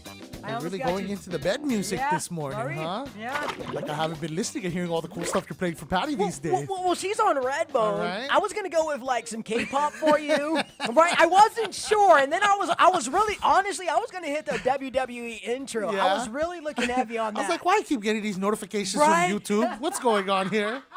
Hey, right? I told Patty, I said, Patty, to see you, dog. Oh, She was day. like, just go, I'll be ready. But you guys have been keeping it so tight. We Literally, we like tried. the first thing pops up like boing, boing, boing, and she's like, hello. And I'm like, whoa, you didn't even let the rest of the boing, boing come through on that Redbone song. I was like, talk over the lyrics, talk over the lyrics. What a beautiful morning it is. Thank you so much for joining us here on Wave 105.1 FM. This is the Talk of Guam. My name is Kyle Mandipad. I'm sitting in here for Auntie Patti on Mornings with Patti. I tried to get her to change the name to Mornings with Patricia. Patricia. Okay. She was all like, right. that's not my name. That's not happening. And I was like, it could be your stage name. Yeah, Patricia. Patricia. That is Doesn't cute. that have a certain level of elegance to it? You know what? It does. Patricia. It has a little ring to it. I Right? like that. I like that. And it got me thinking about like That is. baby names now. It is like, very elegant. That's elegant. There's so many crazy cool baby names these days. Like I have not met an Adam in a minute. No. I've not met like even John. You know, John is a good name now. No, dude, their name But is even the kids that I know named John now, they want to be called their full name, Jonathan. Oh, hey. The third. The third. The third. I'm a When did senior. we start putting Roman numerals after people's third. names? I'm the third. My boy, my friend, Dr. Austin Shelton, he's a third, Right on. and his son is Austin Shelton the fourth. The fourth. I just call him Quattro. Why does a long? This ain't school. I'm not gonna read your full name. John Shelton the fourth. There please. you go. IAD. But yeah, I love it. Love it. Keep them coming. Let's Great go. baby names up in the horizon. Thank you again for joining us as we start off another hour. Paulie should be here in just a bit. But in the meantime, you know what? I've got a lot to get through. I do want to make another big shout out to the Guam chefs over here, a part of the American Culinary Federation and the Micronesia Chefs Association. I'm super amped up, super jazzed about Mailata Francesa. Okay. It's Ooh. back, boy. Wow. It's back again. Do share. What I should is say it? this. It's back again. It's again. Because I know they took a break during the pandemic, but they made the return last year. Okay. It was phenomenal. Essentially, they're trying to raise money for their culinary programs. And if you've been following the culinary arts here on the island, you'll know ProStart, GCC, they've all been doing such great work in the high schools. And these kids are out there representing the island, and they're getting such high marks. Nice. They're competing with folks from Louisiana, Hey. competing with folks from Los Angeles, everywhere, and they're holding their own. And I think it's wonderful, wonderful, because if you think about, Guam and our tourism, I know that's been like the rock for a long, long time. A big part of that is that dining experience. And so the more that I go to these hotels and I love them, I got a chance to meet up. We're seeing chefs like Chef X, We're seeing, of course, my primo, si Peter Duenes. Okay, right on. Chamorro chefs, Guam Love chefs. that. Not even just Chamorro, but Guam chefs. Okay. Who are doing their thing on a whole nother level. That's beautiful. Dylan Sod. Congratulations, guys. Yeah, Dylan Sod over there at Primo Pizzacaya. Okay. Man. Yes. And this is stuff that, growing up on Guam, him and I never would have gotten to eat. There was only 2 pizzas to eat back in those days. Hands up on the culinary Which skills, is wonderful. guys. But now, Primo Pizzacaya, that's all the mind of a Guamanian. Okay, so you get cooking over there. The big event is going to be happening next week, Thursday. And essentially what it is we've got 6 different teams from 6 different organizations that are going to be representing, and they all have their own secret ingredient. Yes, they have their own secret ingredient that they're going to be featuring in their dishes. And if you get entry to this event, not only are you going to have the opportunity to try all of the courses from all of the competitors, and we've got, total of about 18 different things to try. Okay. But we've got some great sponsors, and the drinks will be flowing. And then we've got entertainment, and I don't know, we're showcasing, get this, aquaculture this time around, right? Aquaculture. So the thing that I've been chugging along and trying to push out there, this is Guam. We used to be able to have our own fish. We used to be able to do our own vegetables, all of that stuff back in the olden days.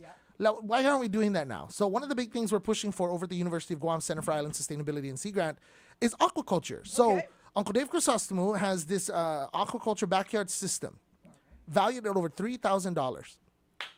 And essentially, it's aquaponics. So he'll show you how to set it up. He'll help you set it up. He'll put you through the training.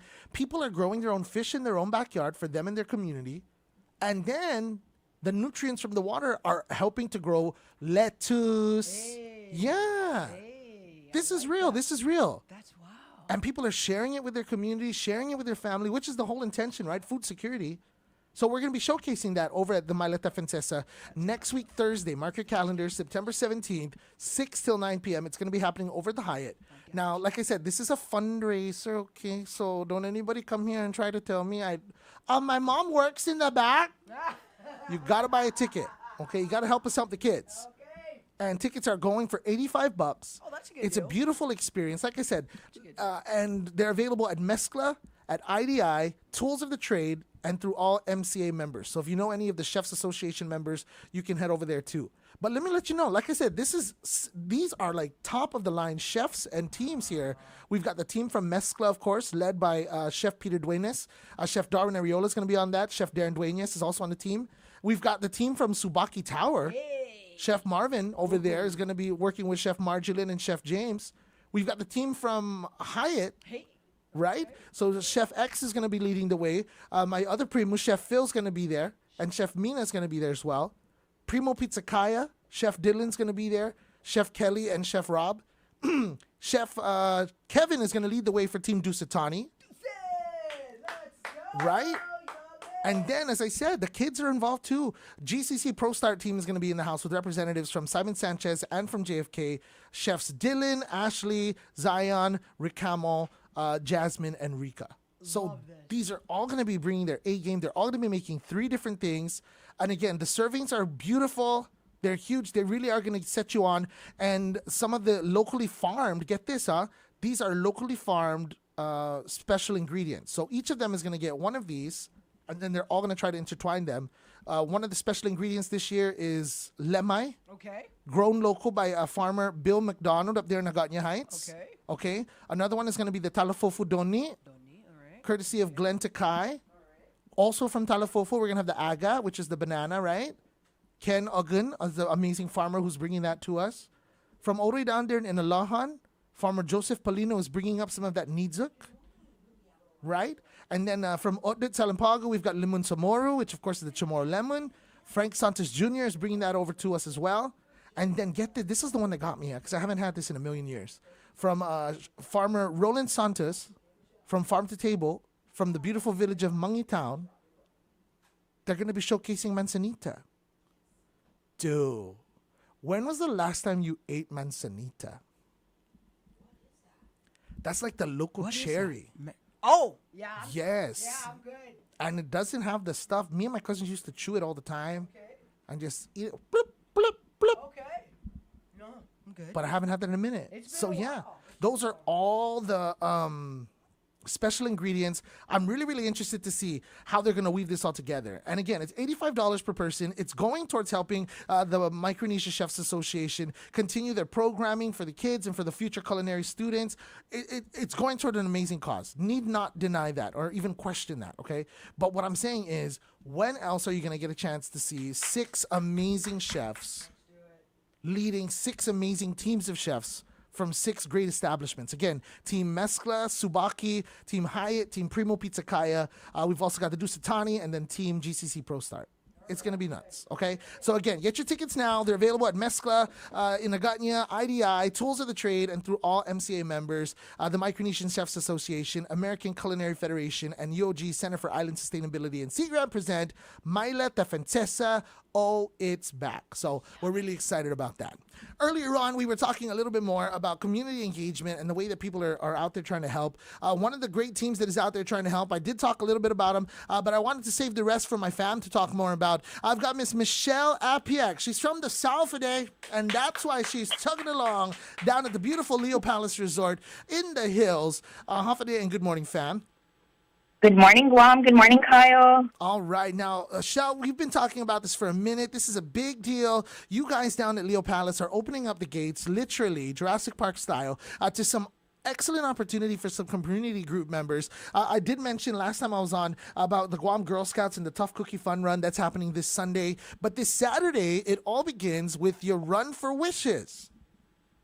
Yes. So it is Leo Palace's first ever, our signature run that we hope to start and then make it a big thing, every year thereafter. So we're partnering with Clutch and then more community partners, which I'll touch on in a little bit. But yeah, so we're really excited about this. Proceeds will benefit our Make-A-Wish Foundation, Guam and CNMI. Love that. Love that. And we talked a little bit about that organization and all the great stuff they've got cooking for us down there. Now, you got to lay it out for me, sis. I've been to Leo Palace. I was just there this Saturday enjoying that amazing dinner buffet over at Cafe Lago. Where are we running to? Are we running in a golf course or what's the story? So we actually have 4 distances. We have the 2K, 5K, 10K, and half marathon. Oh, my. So Guam is used to, certain routes. I think that's why everyone is super excited about this. We have a total of 800 climbing participants. We're hoping to reach about 15 by the weekend. So the 2K is your normal route within the resort. We've been using it for other organizations trying to, get back to a cause. Our 5K is also within property. Our 10K is also within property. It is our half marathon that actually leaves the resort, goes into Chalampago, goes down to Pago Bay, up Jotnya Hill, through Palanta, and back to Leo Palace. So, yeah, it's it's not a thing for me, but definitely for the race enthusiasts. We do have a lot of runners right now signed up. That's awesome. I know Dice and I were talking about shorts length earlier, so we're both going to make like Ray Gibson and try to get our shorts in the proper category for this. This is going to be a lot of fun. I mean, obviously, it's an experience like we talked about. If you haven't been down to the grounds lately, it is just booming with positivity and energy every which way. So we get through the run, we take care of business. What goes down after that? So we'll have some festivities, some awards, and just some concessions for families to enjoy. Athletes will, of course, have some goodie bags and giveaways. So, yeah, it's going to be Clutch is setting up kind of like a basketball place for the kids. We will also have a couple things for the kids. So, yeah, I love that. It's just going to be a day of festivities. I love it. And I know it's final call now, guys, okay? A lot of times we can come down and you can still register. That's the kicker here. I want to make sure everybody knows that. You can still register. We're going to have final call for bib pickup and registration, in fact, over at the Leo Palace Tour Lounge. So that's right in the lobby. When you come on in, take that right. It's a big space. Love it. And then afterwards, you can help yourself to the beautiful coffee, drinks, and everything over at Biba right across the way. But this is going to be happening Thursday from 3 p.m. till 7 p.m., right, fam? Yes, so Thursday and Friday, 3 p.m. to 7 p.m. I want to make sure that, we notify the community. There will be no same-day registration and bid pickup. It's just going to be too hectic, and we want to make sure everyone has a positive and smooth experience. So that is why we're doing this final week for bid pickup and registration. And we're willing to help you.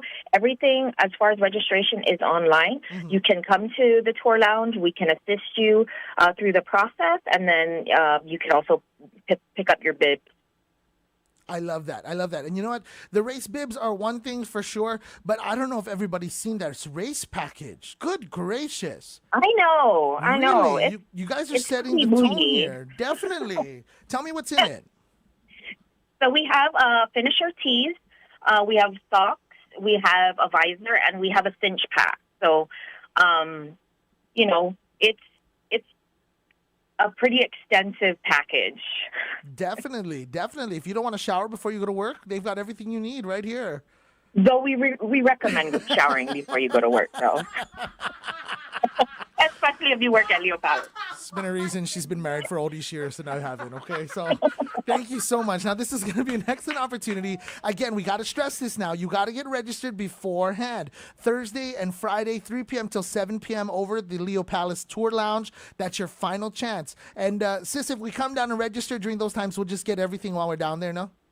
Yeah.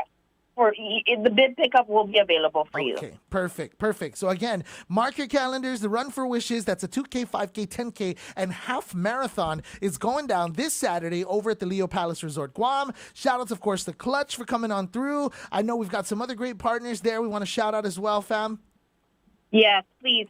Special thanks to our community partners, Guam Visitors Bureau, Glimpses of Guam, Protection Concepts Unlimited, the Guam Running Club, Micronesia Mall, Cars Plus, Take Care, Mariana's Business Journal, Guam Business Magazine, Guam Guide, Power 98, Wave 105, and Route 99. Love it so much. Thank you so much, fam, for the talk. And we'll definitely see you down there again this Saturday. It's going to be a whole lot of fun, guys. Bring the fam on over and join us for the Run for Wishes for the Make-A-Wish Foundation with the Leo Palace Resort. You have a great day, sis, okay? Have a great day, guys. All Bye. Right. We'll talk to her a little bit later on. That's Miss Michelle Apiag from down there at the Leo Palace Resort. Again, Dicey, tons of stuff. I know you're going to bust out your windbreaker. Okay, I'm ready. Are you going to head down there? I You know know it's a long way from home. I am, man. No, man. We got rooms down there because they got that weekend run special. That is true. Hey, they got that weekend run special. So I'm cheap too. Cal. I found me something. I did. Your mom's going to say the same thing. Hey. She's gonna say, oh, no wonder the tickets went cheap. Okay, so I got to get out of here. I'm going to make room. Pauly Supa's coming up next. I know we've got our next look at Real Deal Traffic and bottom of the hour business to tend to. But in the meantime, thank you so much for joining us. It's been a blast. I'm going to jump across the street, talk a little bit of Power 98 business this morning as well. And we'll see you back here for the best talk on Guam. Stay tuned. This is Wave 105.1 FM. Time is running out to join us for the first ever Run for Wishes. It's all going down Saturday, September 13th at the Leo Palace Resort. There's still a chance to register or volunteer and be a part of something truly special. Every step, every smile helps bring hope and makes dreams come true for children in Guam and the CNMI. Don't miss this moment. Make a weekend out of it by booking our Run Weekend Stay Special. Visit Leo Palace's Facebook and Instagram today for more information. And we'll see you at the Run for Wishes at the Leo Palace Resort.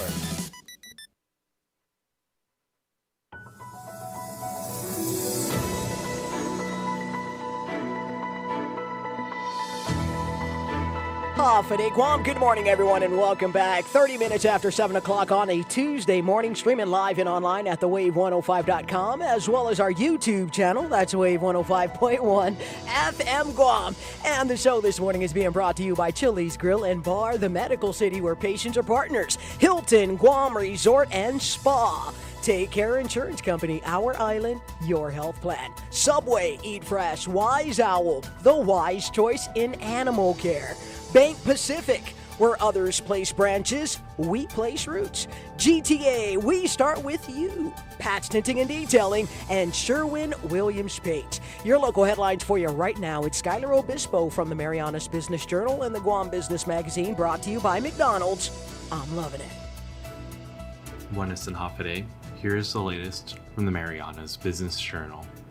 Both Governor Lulian Guerrero and Lieutenant Governor Joshua Tenorio said yesterday in a statement that they are dissatisfied with the Missile Defense Agency's record of decision on the Enhanced Integrated Air and Missile Defense System. Leon Guerrero said that she disagrees with the decision to not convene the Economic Adjustment Committee, a committee of 22 federal agencies that would coordinate a whole government response to local economic and infrastructure impacts of the Department of War's, formerly the Department of Defense's, actions. She added that the committee would ensure Guam is not left to shoulder the burdens of the DOW alone. The proposed defense system includes a combination of MDA, U.S. Army, and U.S. Navy components across 16 sites around the island, with site preparation to begin as soon as late 2025, according to the record of decision. In more news, 3 teachers from the Guam Department of Education have been formally recognized by the Guam Legislature for being named state finalists in the 2025 Presidential Awards for Excellence in Mathematics and Science Teaching, the nation's highest honor for K-12 STEM educators. Honored are Colette Beausoleil of JFK as Guam Science finalist, Elaine Cortez of Simon Sanchez, and Mark Villaverde of Benavente Middle School as Guam's mathematics finalists. GDOE said in a statement yesterday the recognition highlights the remarkable talent within GDOE's teacher force and underscores Guam's commitment to nurturing innovative, world-class educators who prepare for students for the challenges of the future.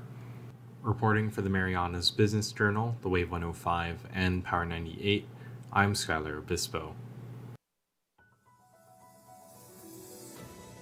Hafa Adai, this is Paul Stanko from your National Weather Service on Tuesday, September 9th.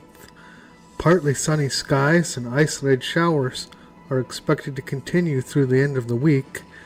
East winds of 5 to 15 miles per hour and a low risk of rip currents, plus combined seas of 3 to 5 feet are also expected all this week.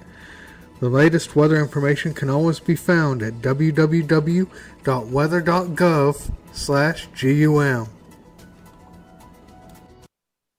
Time is running out to join us for the first ever Run for Wishes. It's all going down Saturday, September 13th at the Leo Palace Resort. There's still a chance to register or volunteer and be a part of something truly special. Every step, every smile helps bring hope and makes dreams come true for children in Guam and the CNMI. Don't miss this moment. Make a weekend out of it by booking our Run Weekend Stay Special. Visit Leo Palace's Facebook and Instagram today for more information. And we'll see you at the Run for Wishes at the Leo Palace Resort. Okay, everyone, let's go ahead and do this together. Another look at your real deal traffic report for a Tuesday morning here on the Wave 105 FM. And it's all being brought to you by Guam Auto Spot, where you could schedule a test drive by calling 888-478 Auto, or check out our inventory. It's on our website at GuamAutospot.com. And mobile gas station, download our app today for exclusive fuel coupons. You can visit guam.mobile.com for more details. Okay, guys, construction activities, if you missed it earlier, will continue this morning along Route 10 between the Route 4 intersection and Payless. It looks like it may wrap around Route 32 this morning, and that's going to kick off at 9 a.m. Additional delays will be in Harmon as well as Allegetta Street. We have some ongoing grass cutting projects. So motorists, please proceed with caution. Remain alert for the traffic control signs as well as the work crews. It looks like traffic is picking up, getting up and around Sinahanya as well as Ordot this morning, and that's going to be along Route 4. Heads up, guys. Route 10 is also picking up, getting around UOG or trying to work your way up into Antolon. We got some north and both southbound traffic outside of Wendy's, and that's going to be around Barragata. Route 16 is not looking too bad. We do have a few hot pockets this morning, getting around that commercial tire depot. I'm pretty sure we all know where that's at. We got some north and southbound delays there. And we got Harmon here. We're looking at Hamburger Road, north and southbound there. Aside from that, guys, let's just keep our eyes on the roads. No texting and driving. Eyes on the roads, not on the phones. It's your Real Deal traffic report. It's all being brought to you by our friends at Guam Auto Spot and mobile gas stations. Burger King Guam celebrating 36 years. We humbly ask for your daily vote on Pika's Best of Guam 2025. Vote Best Burger starting August 22nd through September 19th. Log on to guampdn.com/contest every day. We offer our flame grilled burgers, our new lineup of Whoppers by You, premium royal chicken sandwiches, exciting promotions, and your chance to win premium prizes this holiday season. Vote for Burger King for Best Burger in Pika's Best of Guam 2025. Burger King, you rule. Pat's Tinting and Detailing offers premier services from complete interior cleaning and VIP detailing. And to keep you cool, Pat's also offers factory, ceramic, blacked out, and base-approved auto tinting. For more information, call 647-SLAM. Are you planning a trip to the Philippines? Why not come back feeling healthier and more rejuvenated? At the Medical City, we offer world-class healthcare services, including comprehensive executive checkups and top-tier aesthetic treatments for as low as $530. Imagine lounging on white sandy beaches, shopping at top-tier shopping centers, and indulging in premium healthcare all in one vacation. Book your getaway now and experience the best of both worlds. The Medical City, your trusted partner in health. 6 o'clock to 8 o'clock every Friday evening. Join Rand and Jenny Kaufman for The Edge of Heaven, a talk show to take you to the fifth dimension where you find out who you are. What is the purpose of your life? How can your purpose be fulfilled? What motivates you to do what you do? What are you searching for? What keeps you going in your day-to-day life? What is real? Why do you care? Why do you work? Why do you love? Sponsored by Burger King, Jay Goodman, and Asmujao Community School. Craving bold flavors and unbeatable value? Introducing Chili's Double Down Feast. Choose from chef-crafted protein pairings like zesty margarita chicken with ancho salmon, or go premium with the classic sirloin and half rack of ribs. All served with loaded mashed potatoes, starting at just $24.99. It's a feast made to satisfy. With more pairings to try, one visit won't be enough. Only at Chili's. More life and great value happen here. Feeling good, getting things done. Wave 105 FM.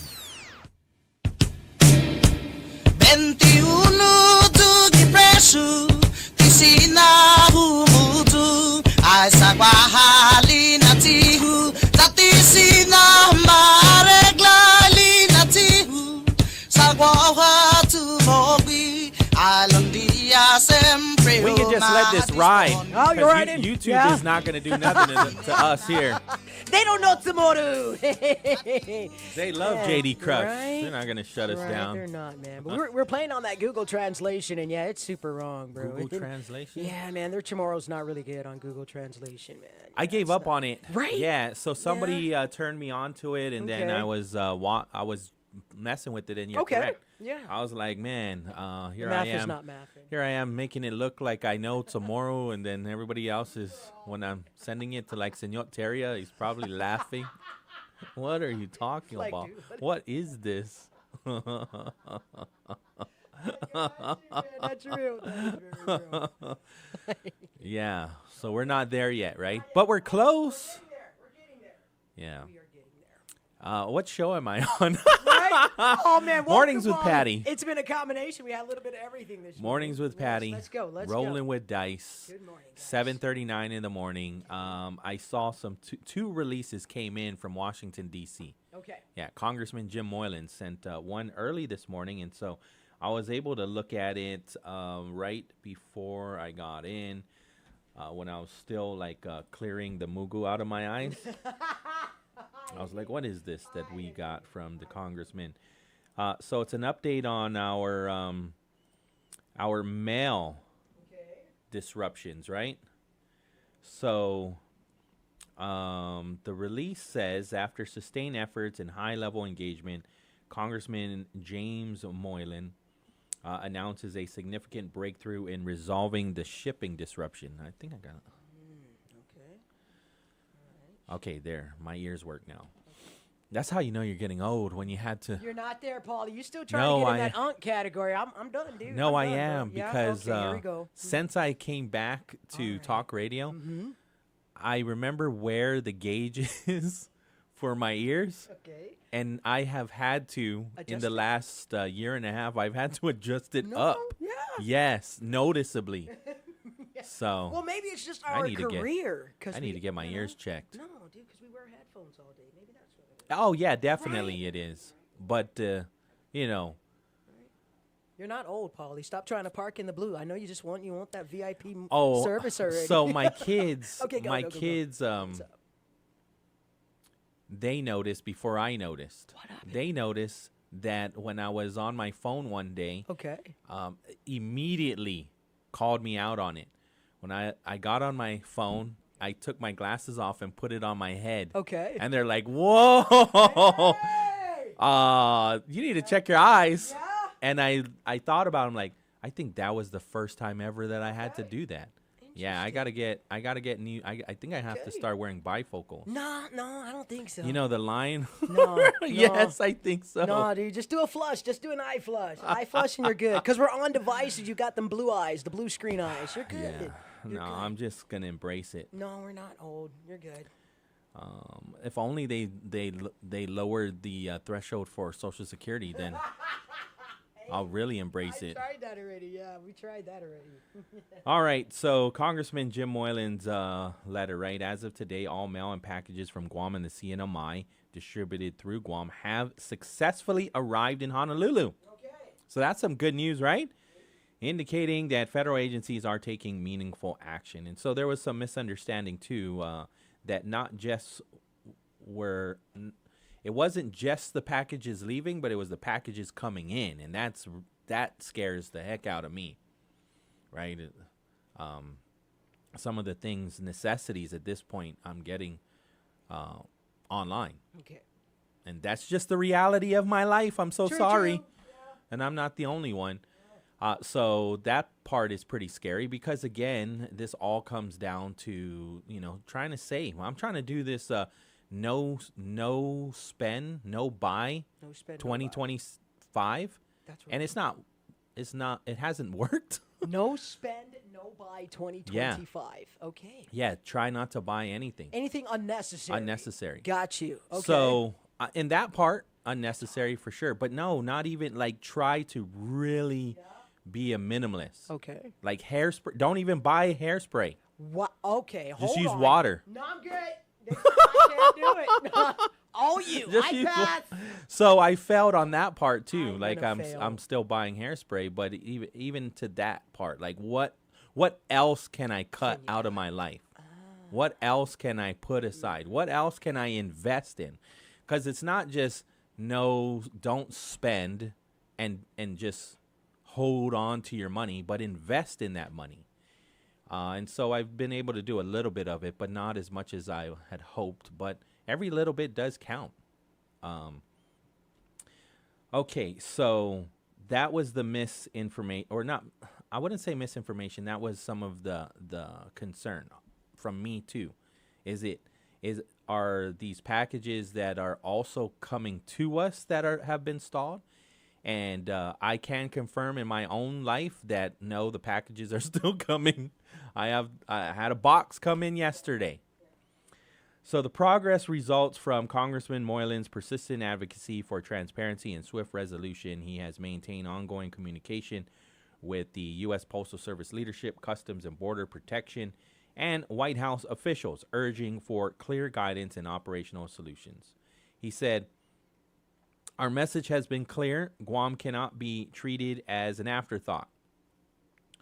We've followed up relentlessly until we saw real movement. Today, Guam's mail is finally on the move." So the Postal Service reports that operational adjustments are underway to restore outbound shipments, while CBP is finalizing logistics and enforcement protocols related to the executive order.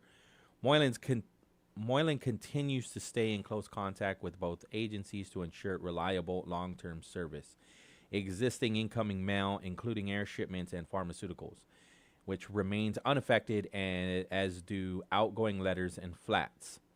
He said, "This issue is about more than just mail. It's about fairness, transparency, and the basic expectation of equitable service. We will continue monitoring the situation until everything is fully resolved," and he will give us further updates. I saw another release.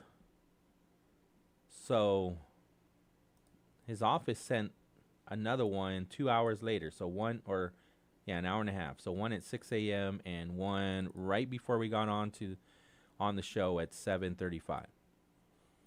This one is Moylan highlighting Guam's priorities at the interagency group of insular areas. Yeah. I thought we got a release from him already on this, but okay, this is the same. I think this is the same meeting that Lieutenant Governor Josh Tenorio has attended. So the release states that they've made some progress in infrastructure and energy. So he has pushed for stronger roads, bridges, underground power lines to make Guam safer and more resilient. He wants Guam included in big national infrastructure funding bills. They made progress in veteran services. He called again for a VA regional office in Guam to better serve 20,000 veterans in Guam, CNMI, Micronesia, and nearby areas. Also, he shares that Guam needs cleaner water, PFAS filtration, leak prevention, cybersecurity improvements, and projects like the Ugam Water Treatment Plant. He also calls for upgrades to Guam's hospitals and preventative care, plus stronger action on invasive species like the brown tree snake, disaster readiness, and environmental protections. And then, again, in this same release, he again mentions that we need the White House to fix the mail disruptions affecting Guam and the CNMI, saying the islands rely on the U.S. Postal Service as a lifeline for residents and businesses. And so, again, he basically gives a summary of everything that he was advocating for in this meeting to remind federal counterparts that Guam's needs, whether it's roads, power, airlines, healthcare, mail, or even veteran services, they're all tied directly to national security and fairness. Because after all, we are Americans too out here in the wild, wild west. Yeah. Let me see here, because a lot of what I have is we're waiting on the budget discussions, right? So the governor has sent down another budget bill. They are going to discuss it tomorrow at 9.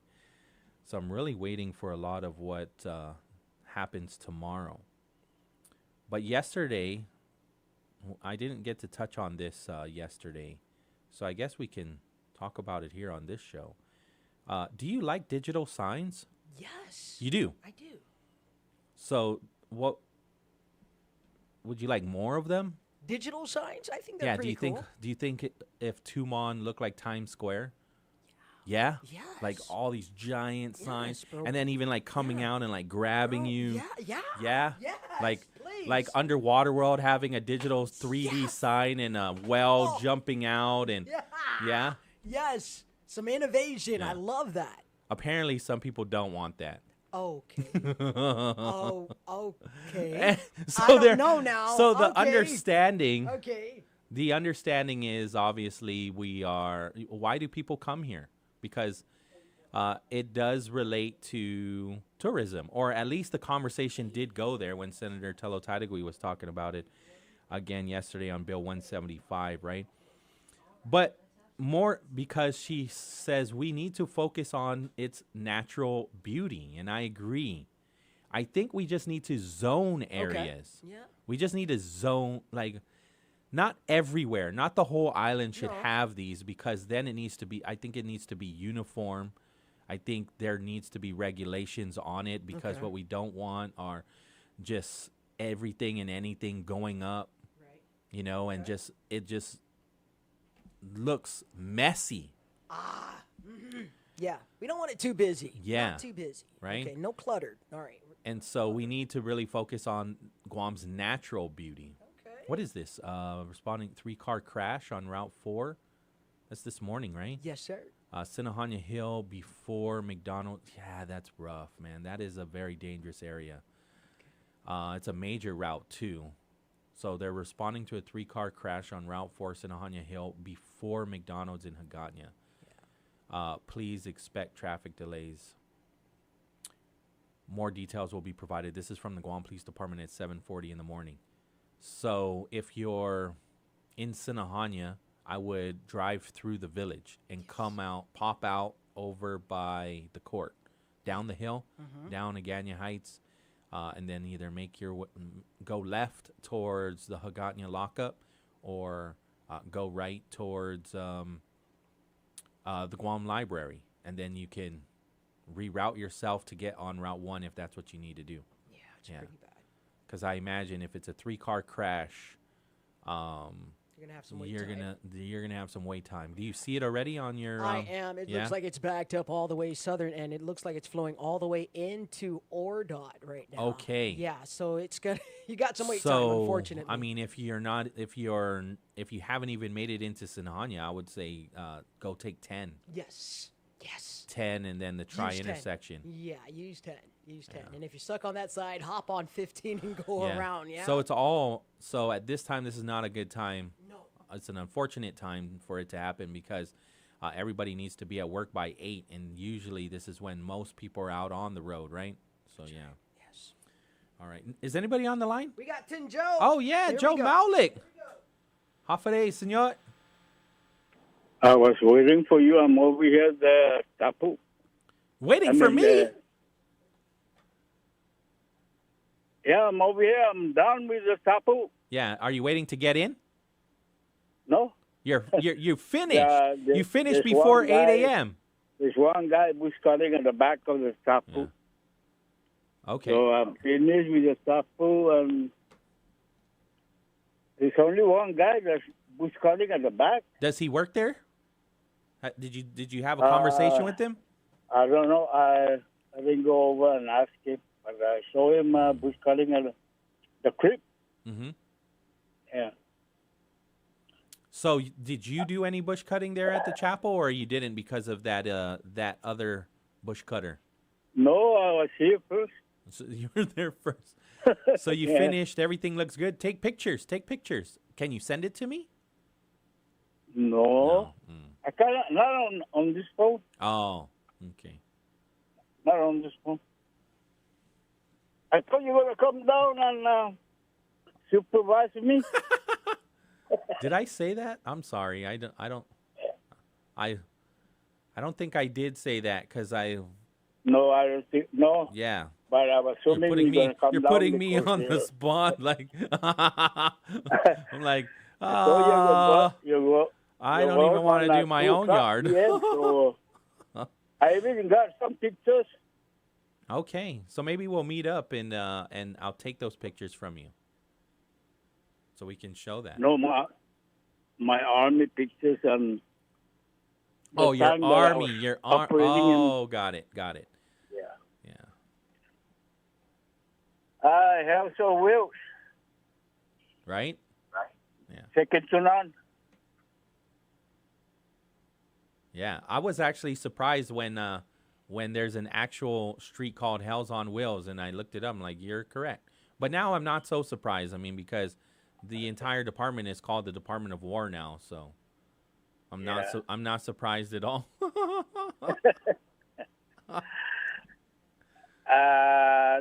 what else? I think, man, I was coming over this morning, the cemetery.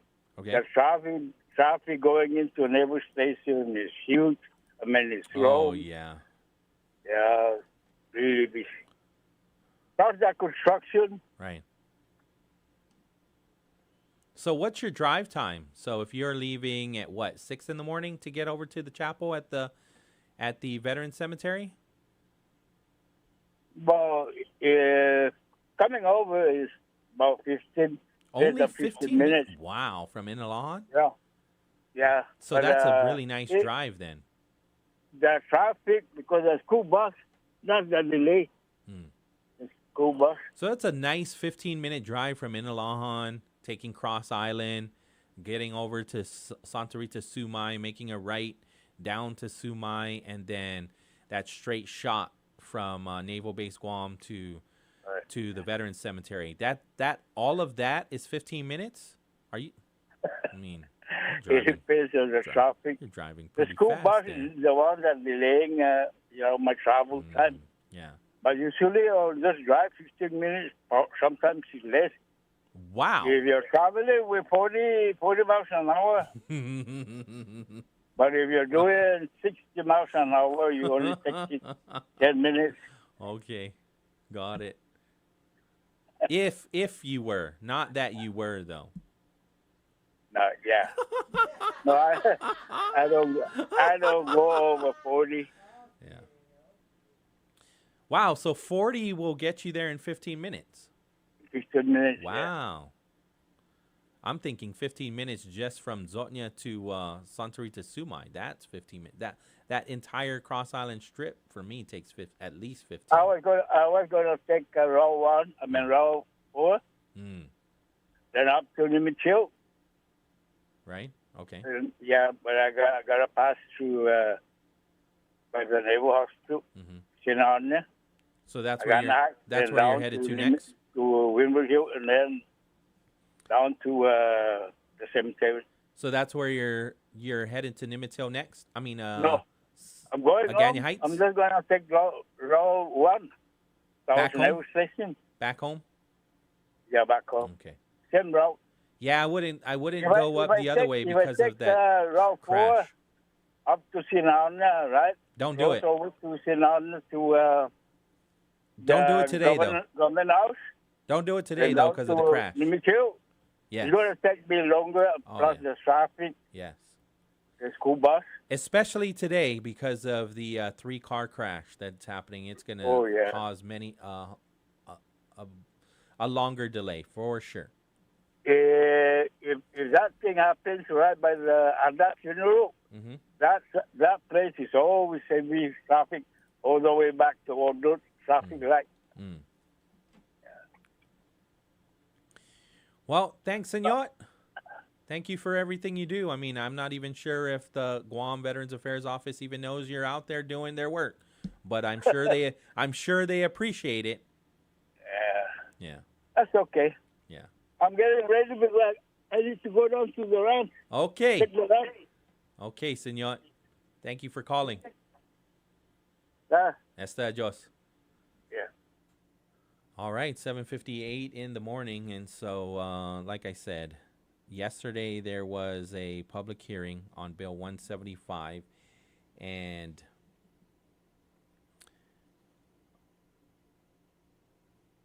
when Senator Tello Taitagui was talking, right, so she was mentioning that I think all of them agree that they need to have a roundtable meeting because who wasn't there?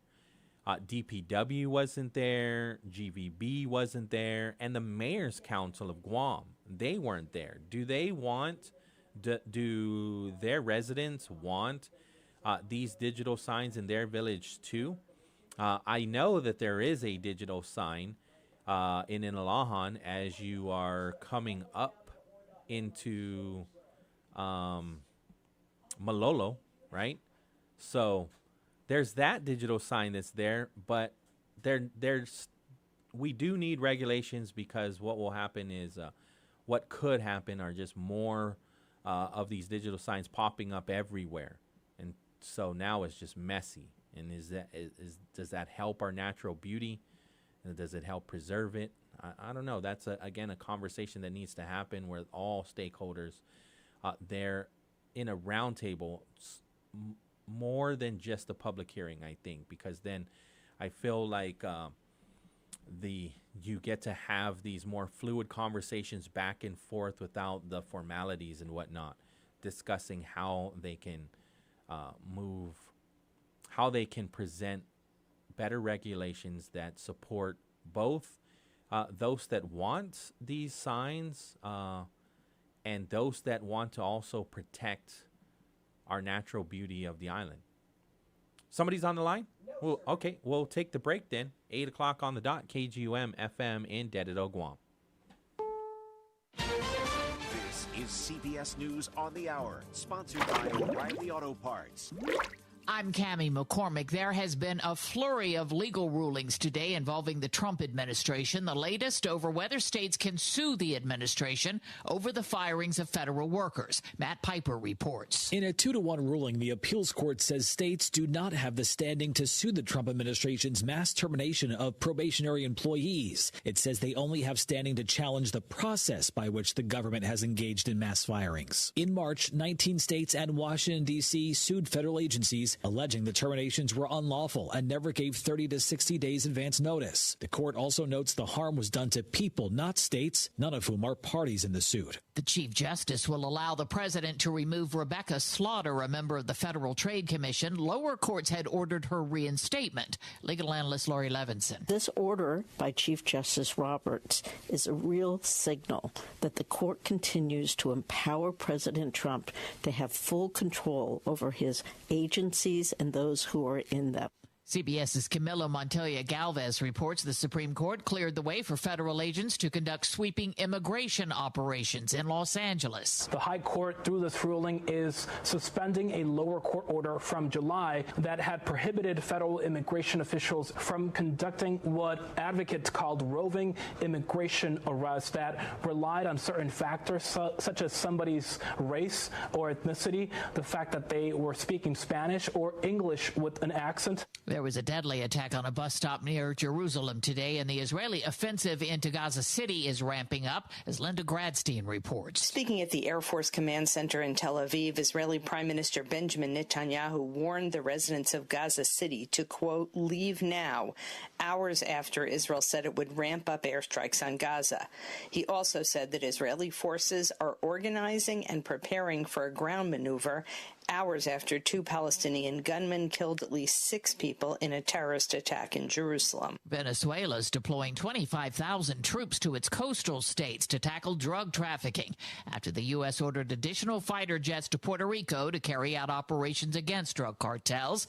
CBS's Charlie Daggett reports it isn't entirely clear yet whether this is an attempt by President Maduro to de-escalate tensions. He emphasized that the operations were strictly going after drug smugglers, avoiding any of the kind of language or rhetoric that we had seen in reference to the U.S. military presence there. Defense Secretary Pete Hegseth made a surprise visit to Puerto Rico today. This is CBS News. Think O'Reilly Auto Parts for all your car care needs. Get the parts and service you need fast from the professional parts people at O'Reilly Auto Parts. Mint is still $15 a month for premium wireless. And if you haven't made the switch yet, here are 15 reasons why you should. 1, it's $15 a month. 2, seriously, it's $15 a month. 3, no big contracts. 4, I use it. 5, my mom uses it. Are you playing me off? That's what's happening, right? Okay. Visit mintmobile.com/radio.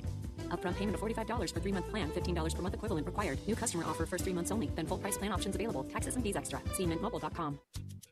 You need parts? O'Reilly has parts. Get one free set of brake pads when you buy 2 brake rotors. Upgrade to Brake Best Select pads for just $10. Or upgrade to Brake Best Select Pro or Import Direct pads for just $20.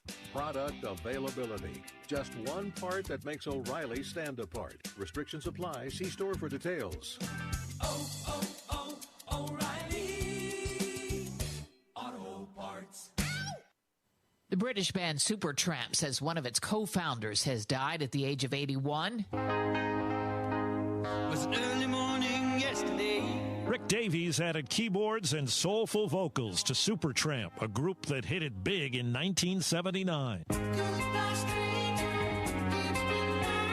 Goodbye Stranger was one of several hits on the album Breakfast in America that soared to number 1 in the U.S., won 2 Grammys, and sold more than 18 million copies. Davies had been treated for multiple myeloma, a type of blood cancer, for more than a decade.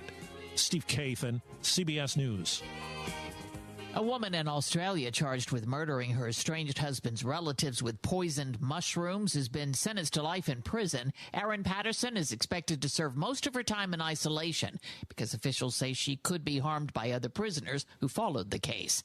I'm Cammie McCormick, CBS News.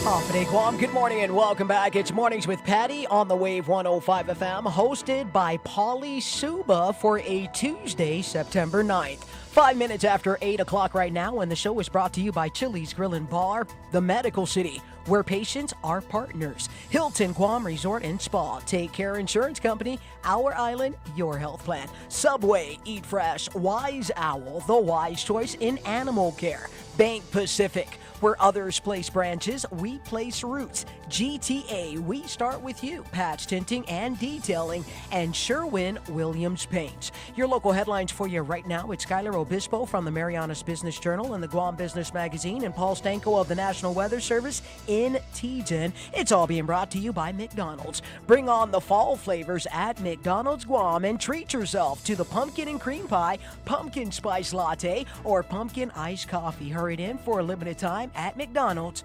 I'm loving it. Buenas and Hafa Adai. Here's the latest from the Marianas Business Journal. Both Governor Lulian Guerrero and Lieutenant Governor Joshua Tenorio said yesterday in a statement that they are dissatisfied with the Missile Defense Agency's record of decision on the Enhanced Integrated Air and Missile Defense System. Leon Guerrero said that she disagrees with the decision to not convene the Economic Adjustment Committee, a committee of 22 federal agencies that would coordinate a whole government response to local economic and infrastructure impacts of the Department of War's, formerly the Department of Defense's, actions. She added that the committee would ensure Guam is not left to shoulder the burdens of the DOW alone. The proposed defense system includes a combination of MDA, U.S. Army, and U.S. Navy components across 16 sites around the island, with site preparation to begin as soon as late 2025, according to the record of decision. In more news, 3 teachers from the Guam Department of Education have been formally recognized by the Guam legislature for being named state finalists in the 2025 Presidential Awards for Excellence in Mathematics and Science Teaching, the nation's highest honor for K-12 STEM educators. Honored are Colette Beausoleil of JFK as Guam Science finalist, Elaine Cortez of Simon Sanchez, and Mark Villaverde of Benavente Middle School as Guam's mathematics finalists. GDOE said in a statement yesterday the recognition highlights the remarkable talent within GDOE's teacher force and underscores Guam's commitment to nurturing innovative, world-class educators who prepare for students for the challenges of the future. Reporting for the Marianas Business Journal, The Wave 105, and Power 98, I'm Skylar Obispo. Hafa Adai. This is Paul Stanko from your National Weather Service on Tuesday, September 9th. Partly sunny skies and isolated showers are expected to continue through the end of the week. East winds of 5 to 15 miles per hour and a low risk of rip currents, plus combined seas of 3 to 5 feet are also expected all this week. The latest weather information can always be found at www.weather.gov/GUM. Time is running out to join us for the first ever Run for Wishes. It's all going down Saturday, September 13th at the Leo Palace Resort. There's still a chance to register or volunteer and be a part of something truly special. Every step, every smile helps bring hope and makes dreams come true for children in Guam and the CNMI. Don't miss this moment. Make a weekend out of it by booking our Run Weekend Stay Special. Visit Leo Palace's Facebook and Instagram today for more information. And we'll see you at the Run for Wishes at the Leo Palace Resort. Alrighty, Guam. Good morning, everyone. Hafa Adai. It's 8:09 on a Tuesday here on the Wave 105 FM. All right, motorists, heads up, guys. Route 4 this morning.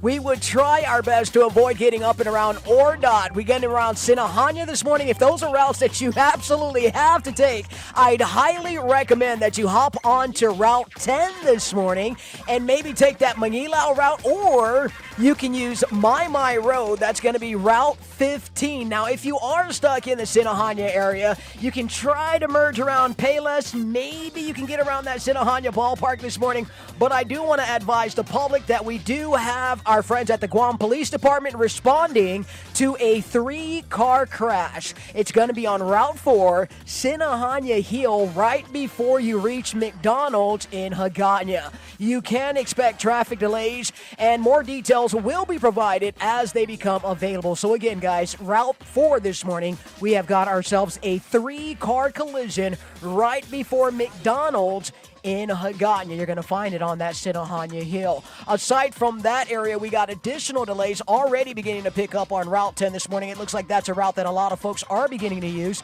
So you can find additional delays getting around Payless in Manilao this morning, or working your way around Antolon. Now, that Wendy's Barragata, trying to get around that Happy Mart intersection where 76 Circle K is at, you can find a nice waiting time. But again, it's not going to be too bad. Route 8 is nice and smooth if you guys want to hop onto that side, as well as those of you getting around the JFK and Kmart intersection. Again, folks, no texting and driving on the streets of Guam. Remember, guys, seatbelts are sexy. Your real deal traffic report here on the Wave 105 FM. The new and improved Chili's 3 for Me deal is here. Starting at $12.99, get a drink, an appetizer, and an entree. You heard right. You can get a Coke, chips and salsa, and an old timer with cheese for only $12.99. Only at Chili's. Great food and value happen here.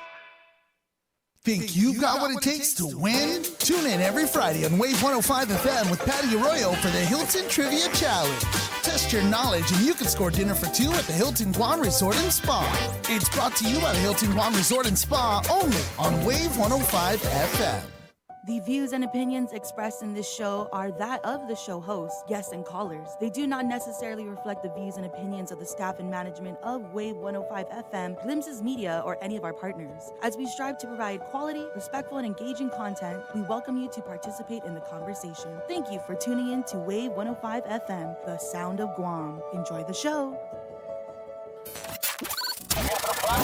Stimulating conversation. Wave 105 FM.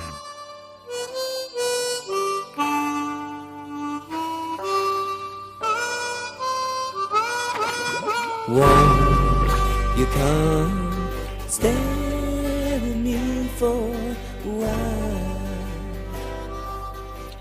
You think they know this one?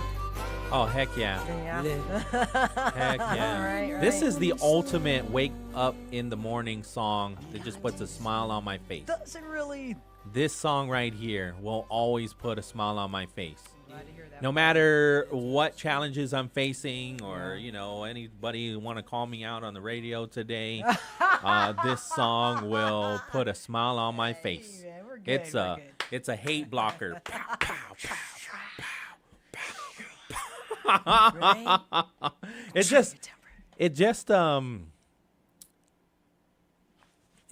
gets you, right? It like does. it just makes you feel good about It's very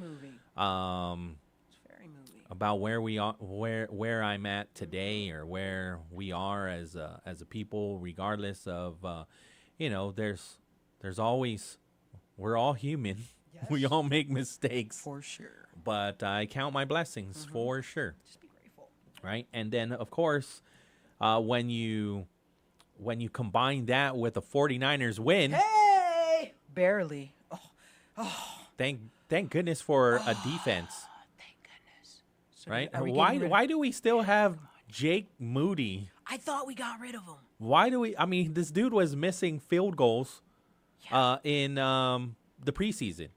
I think we trashed him yesterday. Remember when we were talking about this, right? Before, it was like, you should be able to go when you score a touchdown, you should be able to get up, go to the restroom, get a drink, come back, sit down, and out of commercial, we have 7 points. Yes. But not with that kicker. You sweat a little, hoping we get that extra point. This dude missed 2 field goals, right? He doinked one, and then the second one was blocked. And so some people would say, oh, it's not his fault, the offensive line. No, he kicked it too low to the point where they blocked it. It's him. Kick it higher. It is him. It's Moody. It is him. I blame everything on that guy at this point. It's Moody. Yeah. We got to get rid of that guy. So I don't know.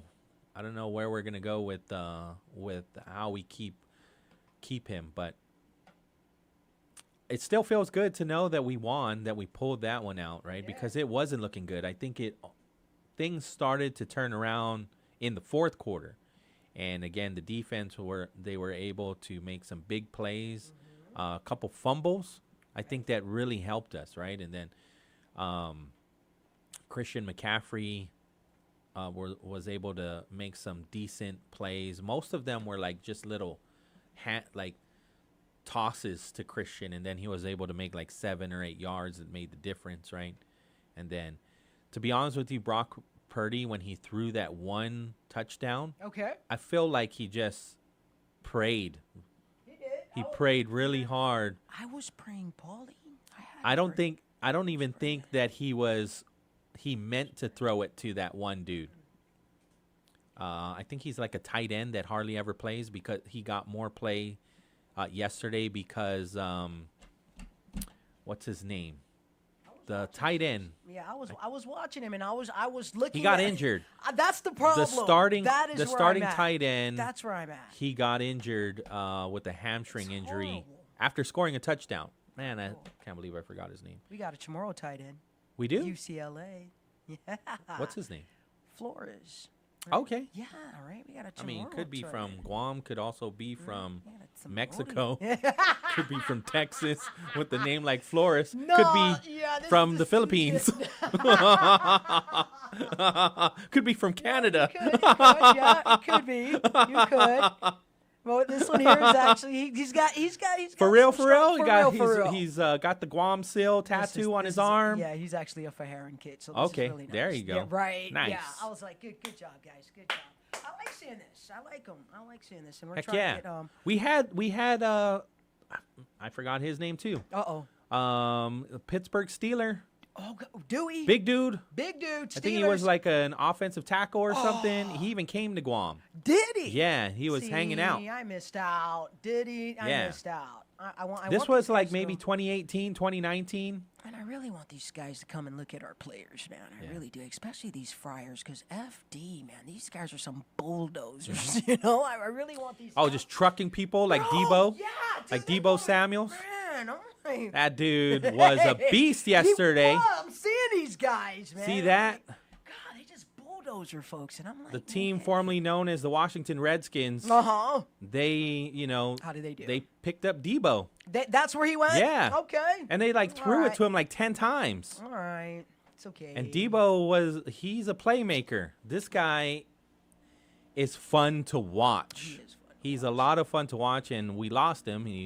We let him go. We did not think that that makes no sense to me. I mean, Christian McCaffrey he's a good dude, right?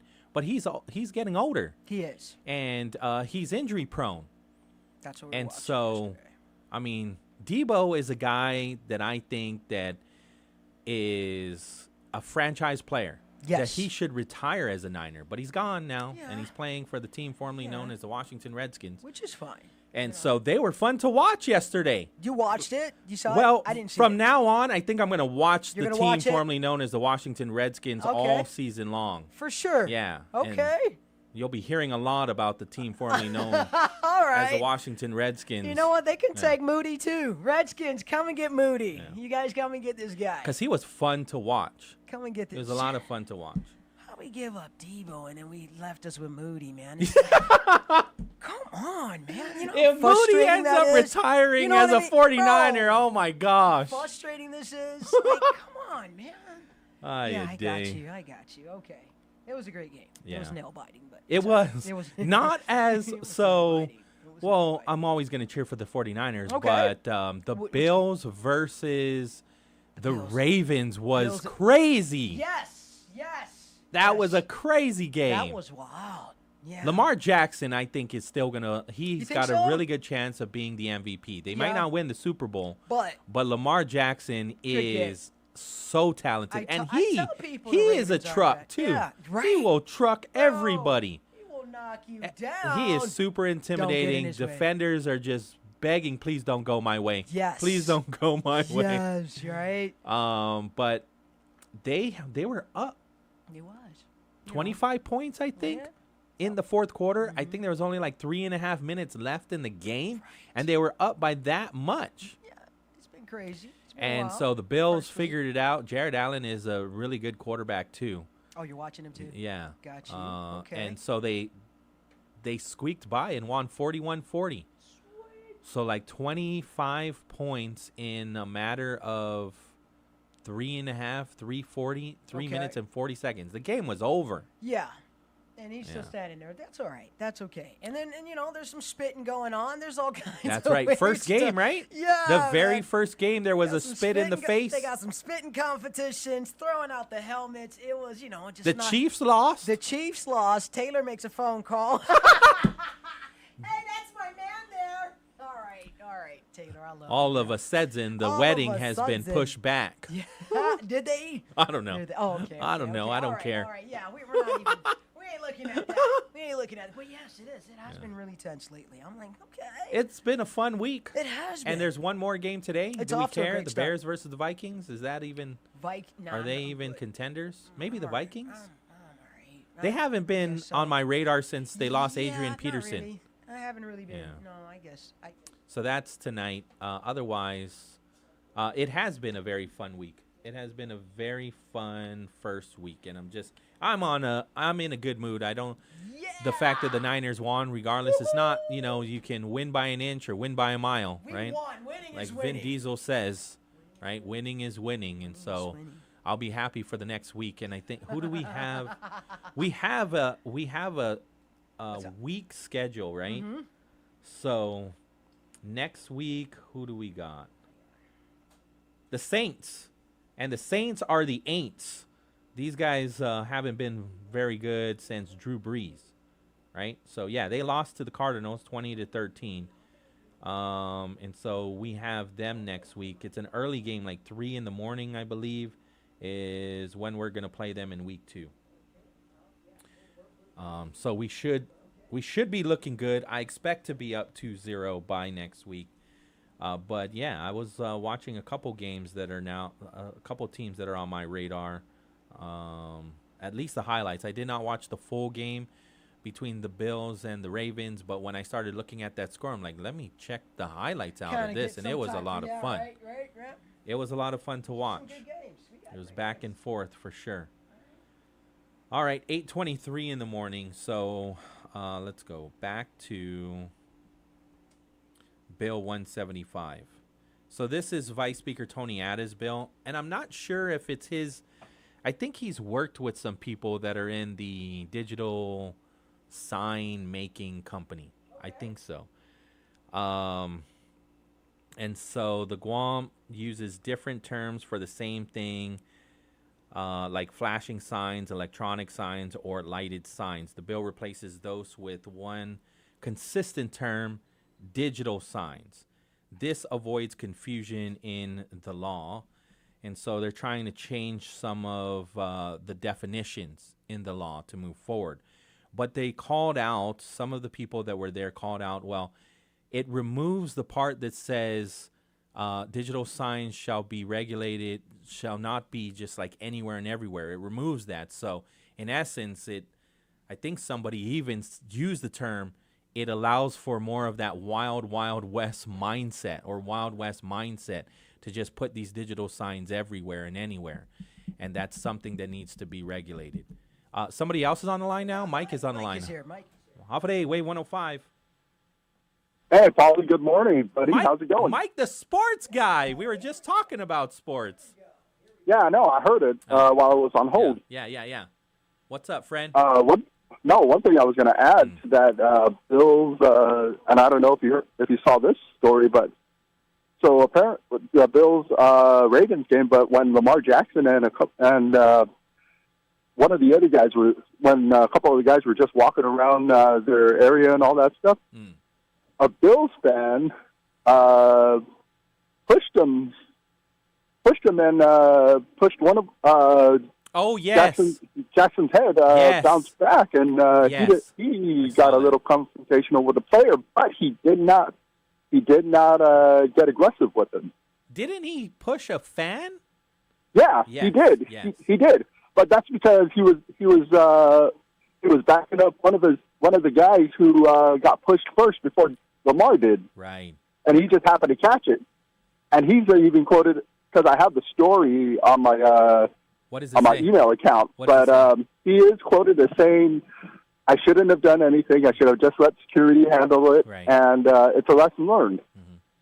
I hope he doesn't get suspended. Does the article say he's suspended?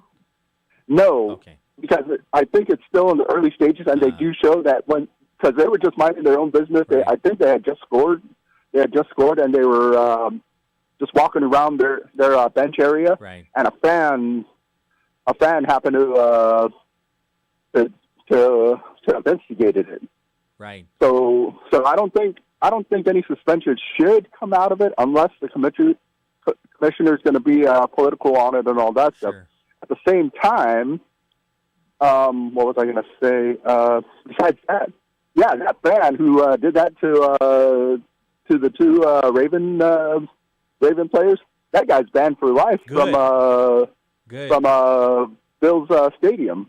Good, as it should be, because you should not be putting your hands on any of the players or the staff. You're there to cheer on your team. You can heckle, within what is allowed, but I think when you start even throwing out obscenities and you start making it when it starts to become more than just you being a sports fan, then I know you should be penalized. I know in the same article there was another fan who threw a water bottle out, and I don't know if it came close to hitting one of the Bills players on the field. So yeah. Do you remember when they threw a water bottle at the Indiana Pacers? Do you remember that fight at the Detroit Palace? Are you kidding me? I was in the States when that happened, and I was like, crazy. Holy shnikes. Yeah.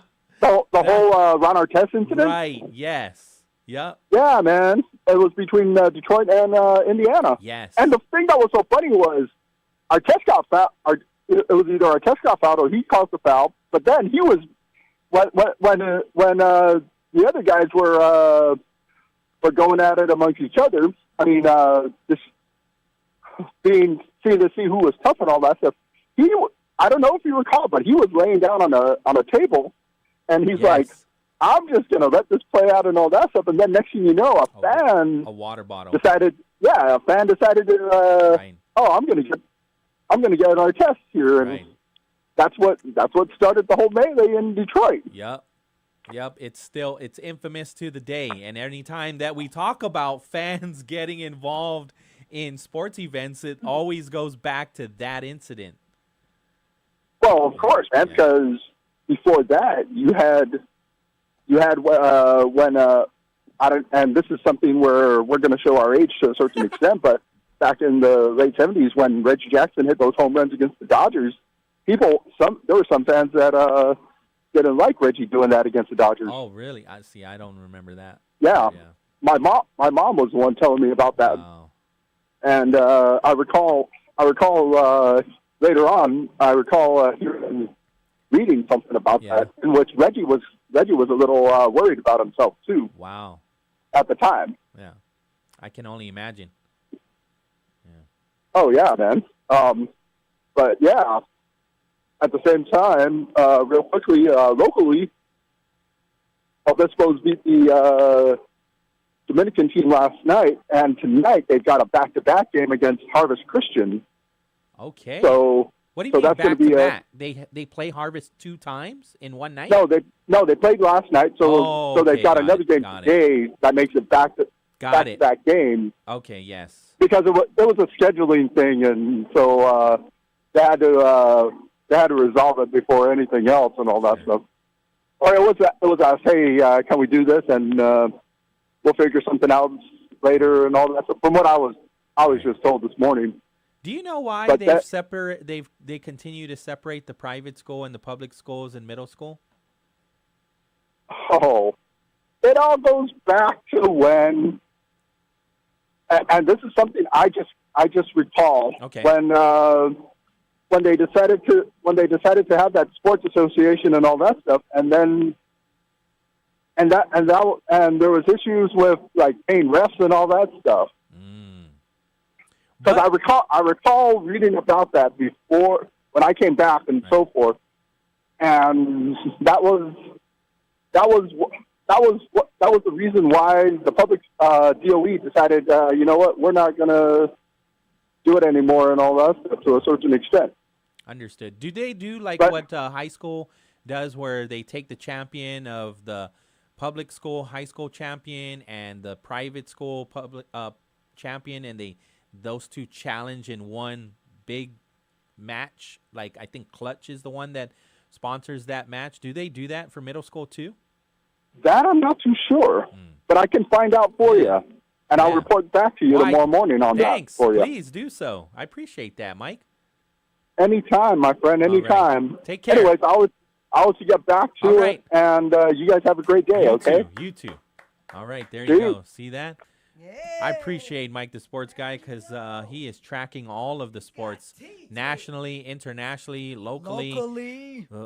Shout outs to Bishop Baumgardner Obispos, right? Because he's been sharing their success in the girls basketball team. Guys. Good job. All right, we'll take the break. 8:31 in the morning, Wave 105.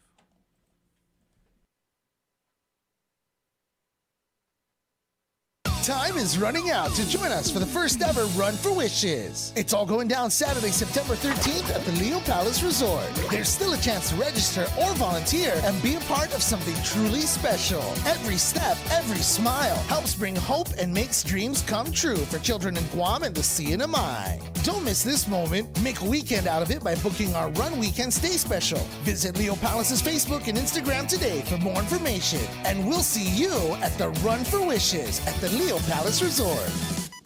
The new and improved Chili's 3 for Me deal is here. Starting at $12.99, get a drink, an appetizer, and an entree. You heard right. You can get a Coke, chips and salsa, and an old timer with cheese for only $12.99. Only at Chili's. Great food and value happen here.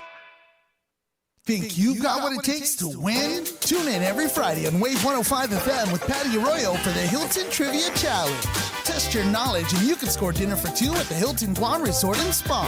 It's brought to you by the Hilton Guam Resort and Spa only on Wave 105 FM. Bolt your doors, lock your windows, turn off your lights, and come with me into the Weird Darkness. I'm Darren Marlar, the host of Weird Darkness, every Thursday night from 6 to 8 here on Wave 105.1. Every week on Weird Darkness, you'll hear 2 hours of stories of the paranormal, supernatural, legends, lore, crime, conspiracy, mysterious, macabre, unsolved, and unexplained. Weird Darkness, this Thursday night at 6 on Wave 105.1. Eat fresh in just a few clicks. Order online at SubwayPacific.com for pickup at your convenience or delivery right to your doorstep. Online ordering at SubwayPacific.com is powered by Good To Go. We deliver. At Subway, you gotta refresh to be fresh. Hafa Adai, Guausi Pali Suba. Don't forget to catch The Bright Side every weekday afternoon from 2 to 6 on Wave 105. From big laughs to big issues, if it's happening on island, we're breaking it down with island leaders, business owners, and you. I want to send so much love to our sponsors, Micropack, Local Jerk, GTA, Sherwin-Williams Paint, Chili's, and Subway. Take a break from all of that shade and join The Bright Side on Wave 105. Buenas and Hafa Adai, it's Damon Michael, your GDOE PIO. Make sure you tune in every Friday at 10 a.m. for our agency's Educuento series, where we give you the latest and greatest from the Department of Education. Time is running out to join us for the first ever Run for Wishes. It's all going down Saturday, September 13th at the Leo Palace Resort. There's still a chance to register or volunteer and be a part of something truly special. Every step, every smile helps bring hope and makes dreams come true for children in Guam and the CNMI. Don't miss this moment. Make a weekend out of it by booking our Run Weekend Stay Special. Visit Leo Palace's Facebook and Instagram today for more information. And we'll see you at the Run for Wishes at the Leo Palace Resort. Hafa Adai Guam. Yep, it's me, the Guam Guy. And you can catch episodes of my podcast, The Guam Guy Show, not only on YouTube and Spotify, but every Friday at 11 a.m. on Wave 105 FM. Country music lives on Route 99 FM. Tune in to 99.5 FM or listen live online at route99fm.com to catch all your favorite country music non-stop and direct. 24/7 country music. Classics, throwbacks, and the chart toppers are keeping you cruising on Guam's road to all country music, Route 99 FM.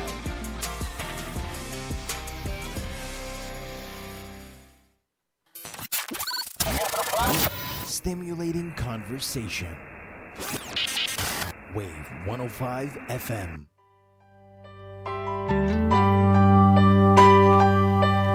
Ay gwela dan gwelo man maholang hamzo Okay, now you're gonna make me cry. Oh, don't cry, bro. Yeah. This is Joe Garrido. You like Joe? We love Joe. This song is well, I don't know if it's Go for it. synonymous, but Okay.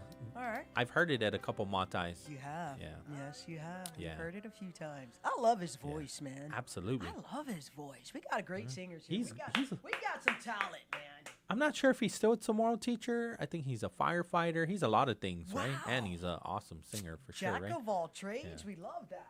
Okay. But at one point, I know he was a tomorrow teacher, and he's a great one too. That's got to be cool too, to be walking into class and like, it's Joe Moru teaching me. He's my teacher. He's my tomorrow teacher, right? I think that's cool. That's really cool. Okay, so feel free to call in and disrupt me. I guess nobody wants to chime in on Bill 175, but I watched it, so we'll keep talking about it until I got nothing else to talk about. Okay, so what the bill does, again, if you're just tuning in, it is about digital signs and ensuring equal treatment of businesses. It even mentions this too. He mentions it. Senator Vice Speaker Tony Atta, right? He says current sign laws favor some businesses but restrict others. Because of this, businesses often have to lobby the legislature or sue in court. I didn't know this. To put up signs claiming discrimination. He argues that this creates unfairness and unnecessary legal battles. And so he's basically saying that, there are no more tomorrow teacher at See, he is. See, I knew it. We got the update. He is a firefighter now, and he is no longer a tomorrow teacher at FBLG. I would say once a tomorrow teacher, always a tomorrow teacher, just not at FBLG, right? Right. So he's teaching all of our fellow firefighters to speak tomorrow, right? I love that. What is tomorrow in Guafi? There we go. Yeah. Guma Guafi. House of Fire. Yes. There you go. I like that. Let me see. So the legislature has been acting like a sign permitting agency And so he's basically saying you have two permitting authorities already, the Guam Land Use Commission and DPW. And so he wants to give them that authority through this bill. He doesn't want Guam to become a neon city, right? But at the same time, sign laws shouldn't unfairly block some businesses while letting others advertise. I see. And so Okay. that's was what was said yesterday at the public hearing from Vice Speaker Tony Ada. Okay, so Joe Borja, this man has so much institutional knowledge. Like, if you could just take what he knows and download it into a computer, I think we're going to be okay for the next 500 years. That's a lot of knowledge. Yeah, Director Joe Borja, he has been around every block and then some, and around and around. He has like his notes, but it's as though he doesn't even need them when he speaks. And lately he's been at a lot of these public hearings, right, because of his expertise. So again, he talks about some of the effects of the bill. Expands where digital signs can legally be used. Businesses can advertise on signs not located on their own property. For instance, a hotel can advertise on a digital billboard along Marine Corps Drive. Businesses could put signs on rooftops without restriction. And so he's just pointing them out. He's not necessarily for or against. He's just sharing what he sees in the bill, right? And businesses could make digital signs as large as they want. He says that, again, Department of Land Management has no position for or against the bill. He just wants to clarify what the bill would actually change. Jesse's on the line. Hafa Adai, Jesse. Hey. Hafa Adai. Senor. Hey, did you know that Trump is informant for the free expert? He's the informant for the FBI. President Trump. For the Epstein, right? Yeah, he's an informant when he wasn't a president at that time. When he wasn't president at the time, he was an informant. So he was like informant for so the he FBI. was undercover. So he was like going to the you can, Epstein you Island. can go the girls, and the signature. I look at it; it's different. You know, he draw some figure of a lady and the signature on the bottom of the lady's waistline. Where did you get the information from? Like, who's Well, the source? I just watching CNN this morning. Oh, CNN is the one that's reporting this. MSN? MSNBC? CNN, I didn't watch. MSNB fake? No, I saw that, and I don't know. I saw it like 2 times because they keep repeating every new newscaster. Sometimes they be fake, though. I would be careful. No, I'm looking at the signature. It's identical, but you look at it and you can tell the one at the end. I'm not an expert writer. But, Neither am I. But you can tell the way he signed it. It don't look like his signature. So I think informer, you can do anything when you're doing undercover. I don't know about any. FBI, yes, he's an FBI informant. So, do you remember John? There's this movie, Black Mask. Johnny Depp. I think his name was. Whitey. To be honest with you, he was an FBI informant. Yeah. Whitey Bulger. Yes. See, I'm not even making this up. Whitey Bulger. He was an informant. I think for the FBI. And he was also a gangster. But Whitey Bulger is the example as you don't get to do whatever you want as an informant, because you will be wanted and you will be arrested. And also the FBI agent that was working with Whitey Bulger also went to jail. Because you don't get to do whatever you want, even if you're he's suing. I don't know what media is suing, but and that's about 90 billion, not million, billion. Yeah. I don't know. I would still focus suing, on. I would focus on the survivors. I would listen to the survivors, and if the survivors start to say, and so far they haven't said, at least the interviews that I've heard. I know about that. Yeah. But, the interviews that I heard, they're saying one reporter straight up asked the survivor if they has Donald Trump done anything to anybody here, and are they aware that President Donald Trump has assaulted them or somebody, and they all said no. But that was a small sample size of six survivors voted for the son. Some have, yes. Some have. Some are on the record that said so. I don't know who made them turn around to go against him. But that's what I heard. Well, I don't think they're going against him. I think they're going against the government. They don't trust the government. They don't trust the Democrats. They don't trust the Republicans. This has been going on since the 90s. And so who were the presidents, right, since then? That's nothing new, man. Yeah, I was born. exactly. It's been like that. They don't trust either side. They're not fighting for us. Yeah. They're fighting among this instead of thinking about us having money in our pocket. Right. That's not going to happen. Right. And so I would say, even when I'm watching some of the session and the talks of whether it's a resolution or policy, I agree on both sides. Don't politicize this. Just listen. Listen to the survivors. You're right. They have to. They have to argue which one is right. You know. Yeah. They have to argue. They don't argue. Then, and if you find the information, my older auntie told me they have to fight. They don't fight, then something's wrong. Yeah, and if you find the information, if you find evidence that incriminates anybody, I don't care if it's President Trump, I don't care if it's President Clinton, I don't care if it's a relative of mine. If you find incriminating evidence, charge them. Them. Let them go through courts. But what I do believe that very powerful people, alive and dead today, international, foreign leaders too, have been involved. And so I believe them when they say this.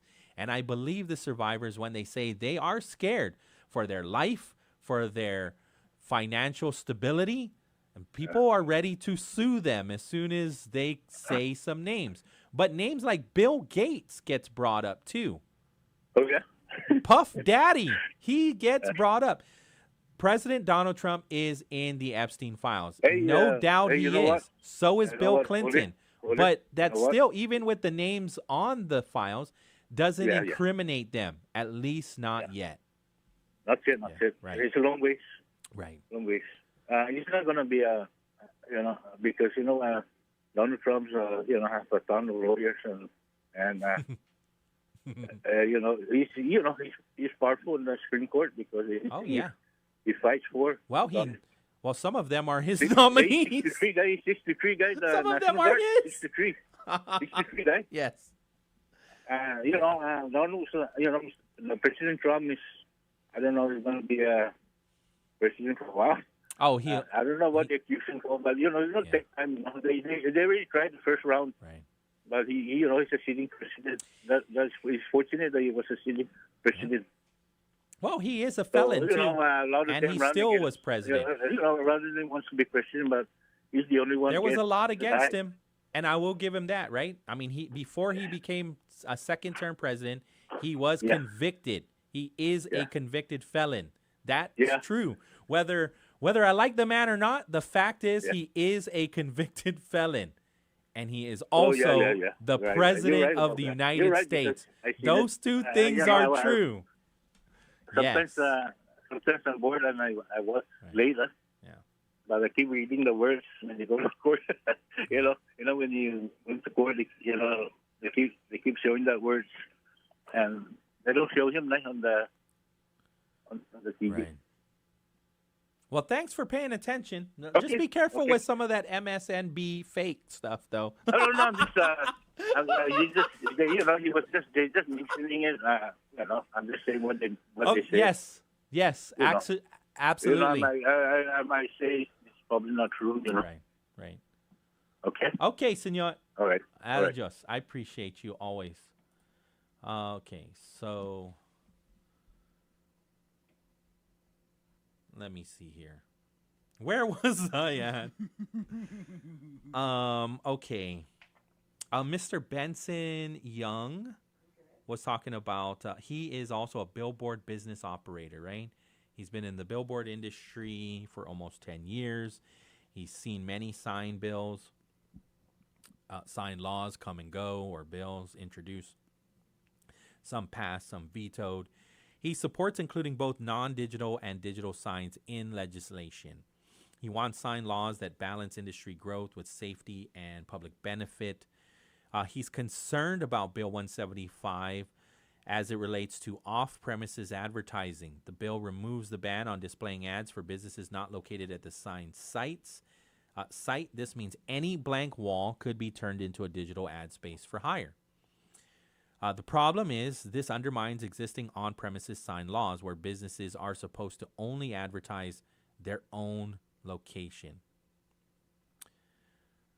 And so I don't necessarily, I don't know what the laws are, but let's just say I own a building or a property. Right. And so I think that's real estate. Okay. I got a blank wall here. Uh-huh. I don't want it to be graffitied. I can make some extra money on top of.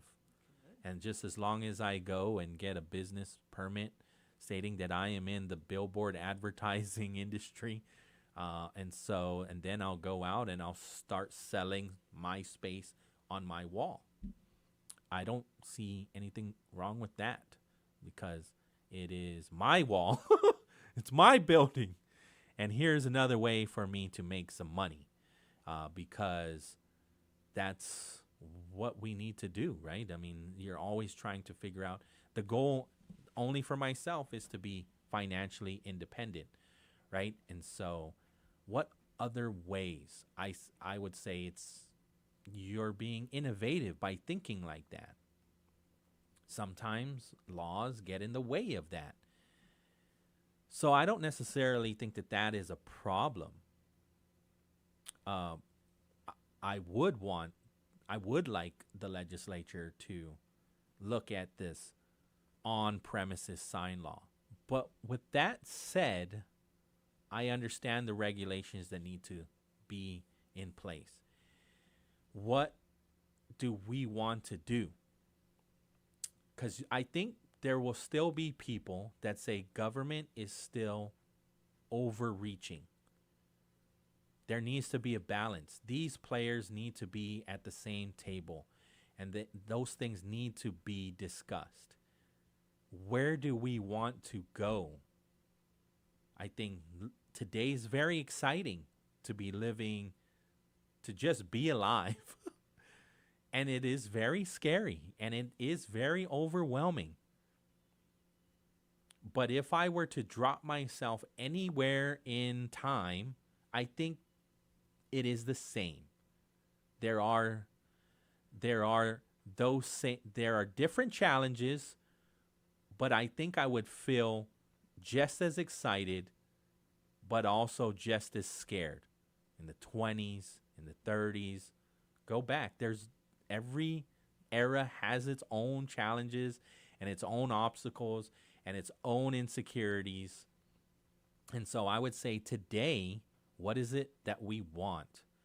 And I respect some of the legislators, and I also respect the people that will come and have the courage to speak for themselves. It's okay. It's okay to speak for yourself. Some people kind of look at it as you're selfish. You can speak for others. You can speak for a whole. But I've learned that some people will be like, you don't speak for me. You don't speak for me. And it'll get you in trouble. So what I've learned is I can only speak for myself.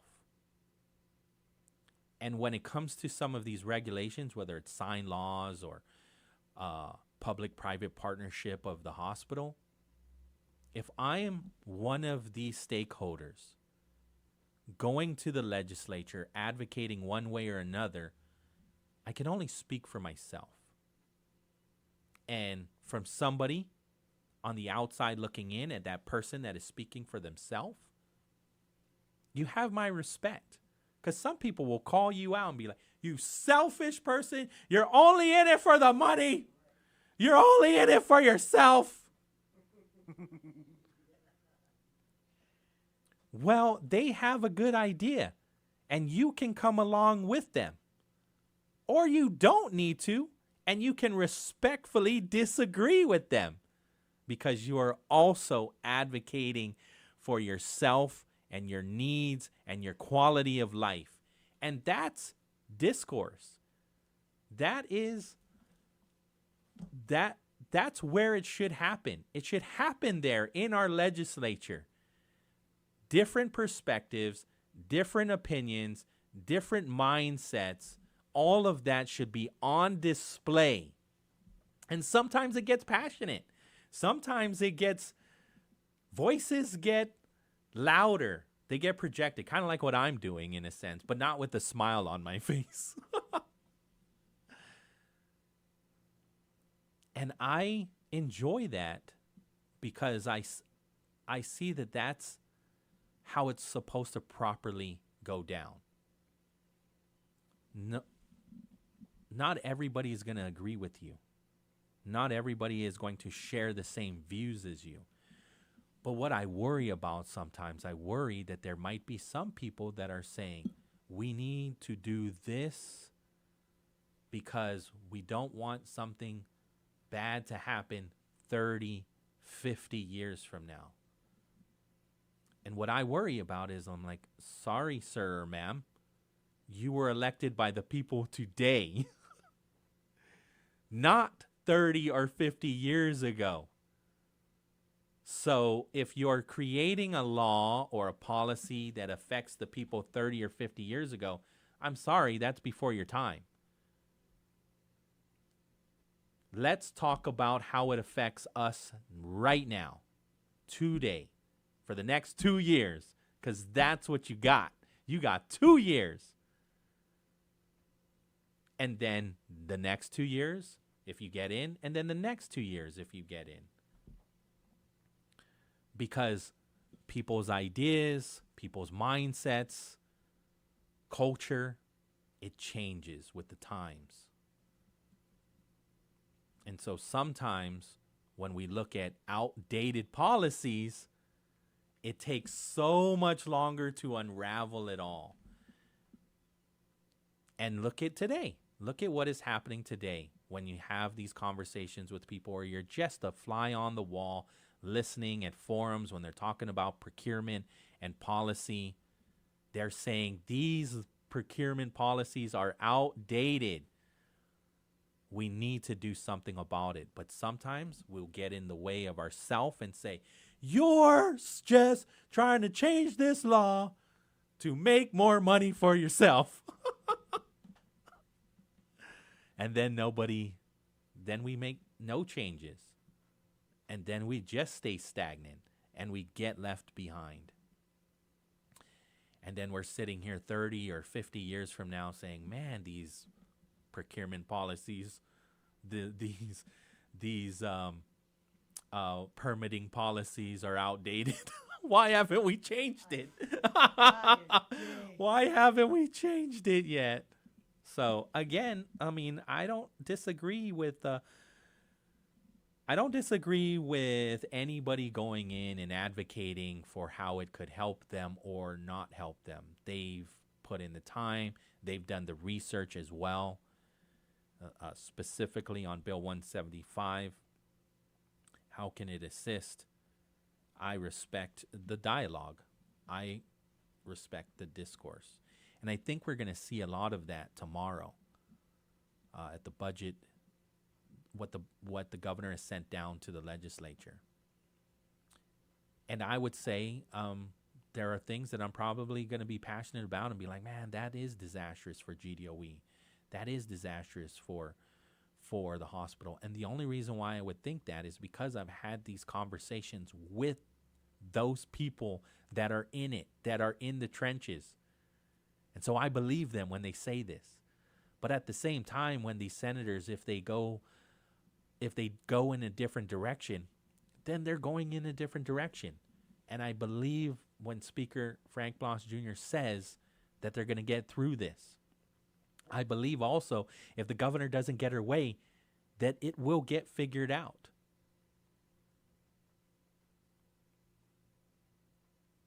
And so I don't like the fact that the AG and the governor are not getting along, right? But that's where we're at. But I still have to believe that some way, somehow, even when you look back 30 or 20 years ago, and these are the same issues, and we can say, man, we still haven't solved it, I have a different perspective, or I have a different way to look at it. And I would say, if you look at if you zone in and you focus on the day, they were able to get to the next day. We all woke up the next morning. And I think October 1st, we will all wake up for that morning. And that gives me hope, and that gives me, that makes me feel optimistic. And then even more so, if we're very unhappy and we're irate about it, then we have a process. It's called November 1st or 2nd. Some people might get out sooner in the primary. 9 o'clock on the dot, KGUM FM in Dededo, Guam. This is CBS News on the Hour, sponsored by O'Reilly Auto Parts. I'm Cammie McCormick. There has been a flurry of legal rulings today involving the Trump administration, the latest over whether states can sue the administration over the firings of federal workers. Matt Piper reports. In a 2-1 ruling, the appeals court says states do not have the standing to sue the Trump administration's mass termination of probationary employees. It says they only have standing to challenge the process by which the government has engaged in mass firings. In March, 19 states and Washington, D.C. sued federal agencies alleging the terminations were unlawful and never gave 30 to 60 days advance notice. The court also notes the harm was done to people, not states, none of whom are parties in the suit. The Chief Justice will allow the president to remove Rebecca Slaughter, a member of the Federal Trade Commission. Lower courts had ordered her reinstatement. Legal analyst Lori Levinson. This order by Chief Justice Roberts is a real signal that the court continues to empower President Trump to have full control over his agencies and those who are in them. CBS's Camilo Montoya Galvez reports the Supreme Court cleared the way for federal agents to conduct sweeping immigration operations in Los Angeles. The High Court, through this ruling, is suspending a lower court order from July that had prohibited federal immigration officials from conducting what advocates called roving immigration arrests that relied on certain factors, such as somebody's race or ethnicity, the fact that they were speaking Spanish or English with an accent. There was a deadly attack on a bus stop near Jerusalem today, and the Israeli offensive into Gaza City is ramping up, as Linda Gradstein reports. Speaking at the Air Force Command Center in Tel Aviv, Israeli Prime Minister Benjamin Netanyahu warned the residents of Gaza City to, quote, leave now, hours after Israel said it would ramp up airstrikes on Gaza. He also said that Israeli forces are organizing and preparing for a ground maneuver hours after 2 Palestinian gunmen killed at least 6 people in a terrorist attack in Jerusalem. Venezuela's deploying 25,000 troops to its coastal states to tackle drug trafficking after the U.S. ordered additional fighter jets to Puerto Rico to carry out operations against drug cartels. CBS's Charlie Daggett reports it isn't entirely clear yet whether this is an attempt by President Maduro to de-escalate tensions. He emphasized that the operations were strictly going after drug smugglers, avoiding any of the kind of language or rhetoric that we had seen in reference to the U.S. military presence there. Defense Secretary Pete Hegseth made a surprise visit to Puerto Rico today. This is CBS News. Think O'Reilly Auto Parts for all your car care needs. Get the parts and service you need fast from the professional parts people at O'Reilly Auto Parts. Mint is still $15 a month for premium wireless. And if you haven't made the switch yet, here are 15 reasons why you should. 1, it's $15 a month. 2, seriously, it's $15 a month. 3, no big contracts. 4, I use it. 5, my mom uses it. Are you playing me off? That's what's happening, right? Okay. Visit mintmobile.com/radio. Upfront payment of $45 for 3-month plan, $15 per month equivalent required. New customer offer first 3 months only. Then full price plan options available. Taxes and fees extra. See mintmobile.com. You need parts? O'Reilly has parts. Get 1 free set of brake pads when you buy 2 brake rotors. Upgrade to Brake Best Select pads for just $10. Or upgrade to Brake Best Select Pro or Import Direct pads for just $20. Product availability. Just one part that makes O'Reilly stand apart. Restrictions apply. See store for details. O'Reilly Auto Parts. The British band Supertramp says one of its co-founders has died at the age of 81. Was an early morning yesterday. Rick Davies added keyboards and soulful vocals to Supertramp, a group that hit it big in 1979. Goodbye Stranger was one of several hits on the album Breakfast in America that soared to number 1 in the U.S., won 2 Grammys, and sold more than 18 million copies. Davies had been treated for multiple myeloma, a type of blood cancer, for more than a decade. Steve Kathan, CBS News. A woman in Australia charged with murdering her estranged husband's relatives with poisoned mushrooms has been sentenced to life in prison. Erin Patterson is expected to serve most of her time in isolation because officials say she could be harmed by other prisoners who followed the case. I'm Cammie McCormick, CBS News.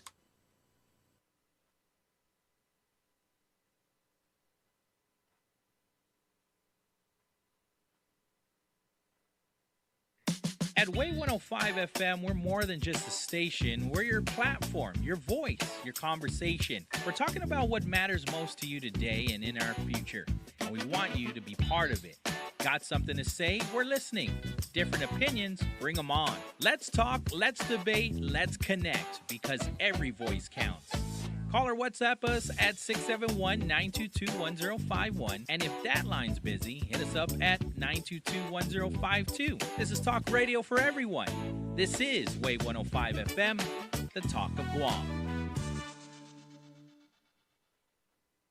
Pat's Tinting and Detailing offers premier services from complete interior cleaning and VIP detailing. And to keep you cool, Pat's also offers factory, ceramic, blacked out, and based-approved auto tinting. For more information, call 647-SLAM. 6 o'clock to 8 o'clock every Friday evening. Join Rand and Jenny Kaufman for The Edge of Heaven, a talk show to take you to the 5th dimension where you find out who you are. What is the purpose of your life? How can your purpose be fulfilled? What motivates you to do what you do?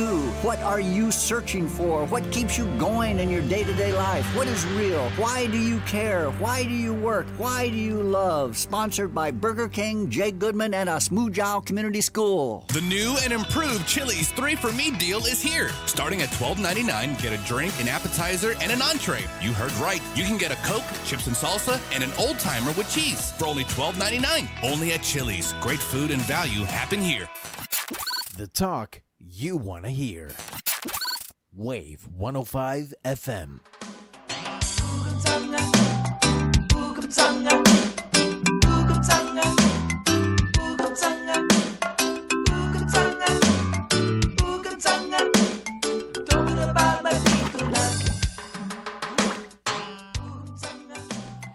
Heck yeah. Play some Jesse and Ruby. Hey, just as long as you don't play no Coldplay. Hey, they got an award. They got an award? They got an award at the VMAs. For exposing No. adulterers? No. I think it was like something like Best Alternative Album at the VMAs. Huh? Yeah.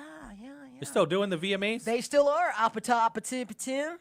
Yeah. Best Song of the Year. Where do you even watch MTV? Man, channel 942, bro. Come on, man. MTV still around?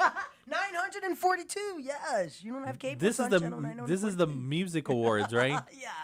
The VMA Video Music Awards. And no one's really making video music awards lately. I think kids are on TikTok. Yeah. Kids are making music videos. I forgot all about that award show. Yes. So MTV's still around? They are. They're kind of there. They're there. They are there. Mariah Carey finally got her Vanguard Award. Anyways, moving on. Yeah. Okay. What you got? What you got on your side? What are you looking at? I know it's juicy. There's a couple things. All right. Come on. Spill. Did you watch that? So I was talking to Reese about it, but I didn't want to spoil it for her if she didn't watch it. Unknown Number? Unknown Number. The documentary of a small town. Okay. Where it started out with one girl getting cyberbullied. No. These text messages kept coming in, and it was like no one knew who the original the message came text is coming from. Okay. Yeah. All right. And so it's this whole thing for, I think, 2.5 years. They could not find out who is texting and cyberbullying, to the point where the texter was saying you should you should unalive yourself. Sorry. Stop. They did not. Yeah. No, I didn't see. What? Okay. It's on Netflix. Paramount. Oh, Netflix. It's on Netflix. Okay. It's a hour and a half watch. Okay. In Act 3, they share who it is. And you'll be shocked. To be honest with you, I think when I was shocked when I first saw it, and I still, in a way, can't believe who it was. Are you gonna watch it? I am. I'm looking at it right now. I'm ready to jump on it. Because there's spoilers. Oh. So okay. I mean, watch it without. Okay. Watch it, and then tomorrow, if I'm filling in, we can talk about it. Okay, the high school catfish. Okay, all right. Yeah, it's a small town. So, like I said. I see it. I'm trying to wrap my head around why this person did it. I can't believe it, but I go back to, well, it's a small town, and why am I not surprised? Yeah. People do stupid stuff. There are people. Idle hands. Stuff. Yeah, right. We got silly kids here. They do little bomb stuff. They just do dumb stuff. Yeah. Yeah. So I was telling Reese the whole time when I was watching this, I didn't even pick up my phone once to scroll. Oh, it's good. I was in it. Yeah. I was like, because I'm all of a sudden now Intense. I'm a armchair detective too. I'm trying to figure this out too. Okay. And I will say that at one point I called it, but then I just said, no way. And then sure enough, in Act 3, I'm like, oh my gosh. Okay. Yeah. It's good. I want to watch it. Okay. The other one was the Petito, the girl that Gabby Petito. Yes. Have you watched that documentary? I did watch. Yeah, that's also on Netflix, right? I did see that one. Yes, I did watch that one. That is sad. Yeah, it is. Because there were signs, right? There were signs that the boyfriend was violent. Yes. And treated her terrible. Yes. Right. And so I also just could not wrap my head around the parents that were protecting him. Like, listen, you know this girl. You know the family. You're not going to, something happened to that girl. And he walked right into your house, and you're like, don't worry, boy. And then he, to his death, right, because he unalived himself. Yes, she did. Swore that he had nothing to do with her death. And so if you had nothing to do, you should have went straight to the cops right away. That was strange because text messages were coming as he was headed back to his home in Florida. Yes. Yeah. As her. And that's what the FBI was able to cover, so they don't believe him at all. Yeah, the math ain't math. Yeah. Too many red flags. Right. Guilty. So back to the Coldplay. The woman, she filed for divorce. As she should. Which Right. one? His wife or the mistress? The mistress. Because they're coworkers, right? She was like the HR manager, and Yeah. he's the CEO of the company. Gosh. And so once that was online and exposed, he stepped down. Okay. Right? And so did she. So apparently this is a company called Astronomer. And he resigned as CEO. The Andy Byron, he resigned, and the woman, Kristen Cavett, she resigned also after the CEO resigned, and then she filed from. It was just shared yesterday that she filed for divorce in New Hampshire on August 13, and the next court hearing is set for November 26. And so, not only did they lose their job, but then, or resigned, right? Right. But now the woman has filed for divorce. Yeah. And since then, they haven't banned kiss cams, right? No, they're still happening, and they're making like memes and jokes of it all, right? Yeah, it's still there. Yeah. Something else that I had to was Dan Rivera. Does he sound familiar? Dan Rivera, MMA? No, he's the dude that was going around with Annabelle. Oh, yeah. Yeah, the tour. Yeah, okay. What's good? What did you find? So, are you going to watch Conjuring? 4? The most recent? What is it, Yeah. 5? What number? The Anyways, final countdown. For or sure. Whatever. Every finale's a finale. Yes. Conjuring Part 7. I don't know. It's in the theater right now. Are you going to watch it? I am going to watch it. So they introduced the story of Annabelle, right? Okay. In it, right? Mhm. And Annabelle is actually a Raggedy Ann doll. Have you ever seen a Raggedy Ann doll? It looks nothing like Annabelle. The original Annabelle is a Raggedy Ann doll. You should look it up. Okay. She looks like a clown girl, but not as scary as the Annabelle doll. Oh, she's a plushie. Yeah. A plushie. Okay. So that was the doll Okay. back in the day, Mhm. right? And so apparently a demon has possessed Raggedy Ann, right? Known as Annabelle. Got it. Okay. And so they've put Raggedy Ann in a glass, right? And so they don't want to take her out because it would then the demon would take over. Got it. Right? And so that has been on tour since then for years now. And you can go visit her. I'm good. I'll pass. I'm good. I'm all right. So this paranormal investigator, Dan Rivera, is going around on tours, especially around the, to also market the movie Conjuring. Okay. Yeah. And he ended up dying. You think, Paulie? Like, yeah. He died. You think so? He died on July 13th, right? And so, of course... Was it a Friday? I'm just saying. Right? Right? It's just... So, everybody's trying to put 2 and 2 together. Like, this is what happens. I don't know why you thought it was cool to go all over the U.S. and go on this tour with Annabelle and see what happened. The demon got you. Right. Yeah. And so, the coroner's report was, it came out. He died on July 13th, but the report says that he had heart issues.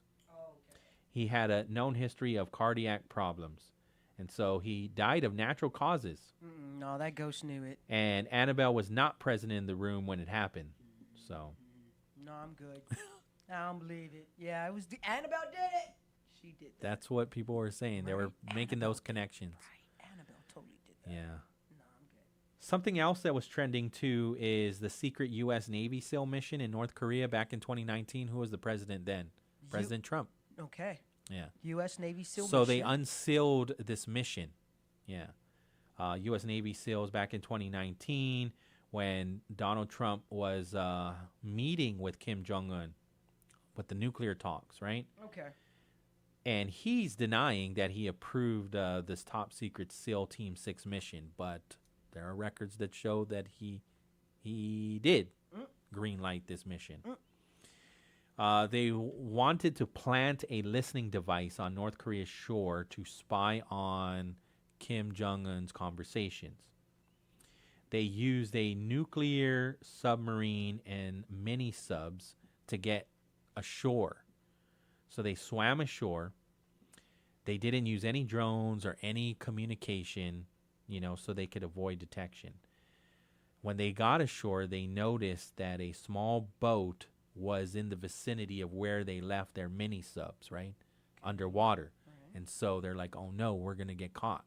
They're right above where our mini subs are. If they see these mini subs, that's it.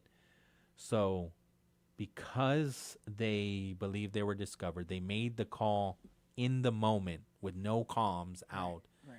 They made the call to open fire. And they killed an unarmed fisherman. Wow. Yeah. Navy SEALs in 2019. And then so the mission ended. They didn't even carry on the mission. Obviously, they aborted, yeah. Okay. Right. And so again, Congress wasn't told, which is not the norm. Congress is supposed to know. But at the time, they weren't told. We only knew about this when President Joe Biden became president and then shared it. However, when some of the people that were being interviewed as early as yesterday, when some of the more information was coming out on it, saying, and I didn't realize this, there are like espionage rules of engagement that allows for these things to happen. No. Yeah, international law like says that, hey, they were within their rights to do so. No way. And that part I didn't realize. I'm like, you murdered an unarmed fisherman spying on a whole nother country. Yeah. So that's still trending even today. It's still trending. Yeah. And then of course President Trump, when he was called out on it yesterday too, or 2 days ago actually, he goes, "I'm not aware of that. I'm hearing it. You're telling me now. I'm hearing it.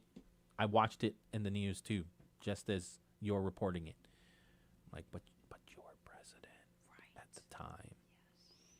So, I mean, again, it's depending on who you talk to, because, again, it's fake news, right? Trump is saying, no, that did not happen. That's a Democrat hoax, right? Apparently, there's a birthday book, too, for the Epstein files. A birthday book. Birthday book. Yeah, where you write happy birthday messages to. Yeah. No. And so, apparently, there is a message from President Trump on that, too. But, of course, he's saying, no, that's made up. Okay. So, again. Because he was an informant. Got it. Okay. I'm just making sure I'm not mixing it. I don't want to miss anything. I'm taking everything. I got to do my own detective here. Yes. I'm doing my own, man. I got my Scooby snacks. I'm going to solve this mystery. Yes. Okay. Exactly. Are you a fan of Macho Man, Randy Savage? Mm-mm. No? No, I wasn't big. I liked him. I liked him more than Hulk Hogan. No, I like Andre the Giant. Oh, yeah. Right? Yeah. Mm-hmm. I liked Macho Man Randy Savage because he was a smaller guy, and I'm a smaller guy, and Hulk Hogan is like, when I'm relating, That's like, what you're doing? yeah, okay. Macho Man, he looks more like me. I mean, obviously, I'm still not muscular, but, he's smaller. He takes more risks. He gets up on the rope. He gets up on the rope and then he jumps. He's the one that has all of the elbow. Right. Snap it to a Slim Jim. Right, okay. Right, he's pretty intense. With the zip ties on him. Okay. So he was my guy, and then he had Elizabeth by his side, right? And then Hulk Hogan, he steals Elizabeth from her, from him. And there's this whole feud and whatnot, right? But recently too. It was thought that Macho Man had died in a car crash. He died from the car crash. But new reports are coming out recently that he actually also had a cardiac arrest while he was driving. So the crash did not cause his death. His wife at the time, not Elizabeth, he had a second wife who was in the car with him and said, the CIA? Oh, no. It is what it is, man. Well, let me just finish this story first before we get to the CIA. You're good. It's just a matter of time. I can't run. Yes, they're here. I mean, I can run, but I can't hide. They are here, Paulie. So Macho Man Randy Savage, he goes to his wife and he had said, I'm not feeling so good. I think I'm going to pass out. Right. And so he passes out, and his wife was able to try her best to control the vehicle, but it hit a tree. And so the news at the time, this was like back in the day too, was that and I always thought that he had died from the car crash. Okay. But then the coroner's report was unsealed maybe over the weekend, and so it stated again that he did not die from the car crash. That's been unsealed and made public that it was also a heart attack, because there are things even going around with Hulk Hogan at this time, right? What did the overdose? Everybody's saying, oh, the steroids got him. Okay. But also suffering from cancer too, and then ultimately was a heart attack, right? And so, yeah, a lot of things are coming out, right? Man. Some that we can confirm, and some depends on who where are you getting your information from? MSNB fake? I don't know. All right, let's talk to the CIA. Hafa Adai, Wave 105. You can run, but you can't hide. Where's that little weed hiding at? I know you had enough time to hide. You found me again. What's going on? I got listening devices all over you, on top of you, around you, wherever you go. I'm keeping my eye on you, I'll make sure I know what my left is doing. There you go. Good for you. You found me. Yeah, this is a confidential informant. I'm the head of the Mondogan Task Force. You name it, I'll be it. I'll be whatever you want me to be. Yeah. Honey? Did I just call you honey? You can call me whatever you want, friend. Okay, you little wizard. This is the Undertaker. What's going on? Hey, what's going on with you, man? Like I said, it's just another day in paradise. Paradise, man, mabudos, togyolong tonu, stop paradise,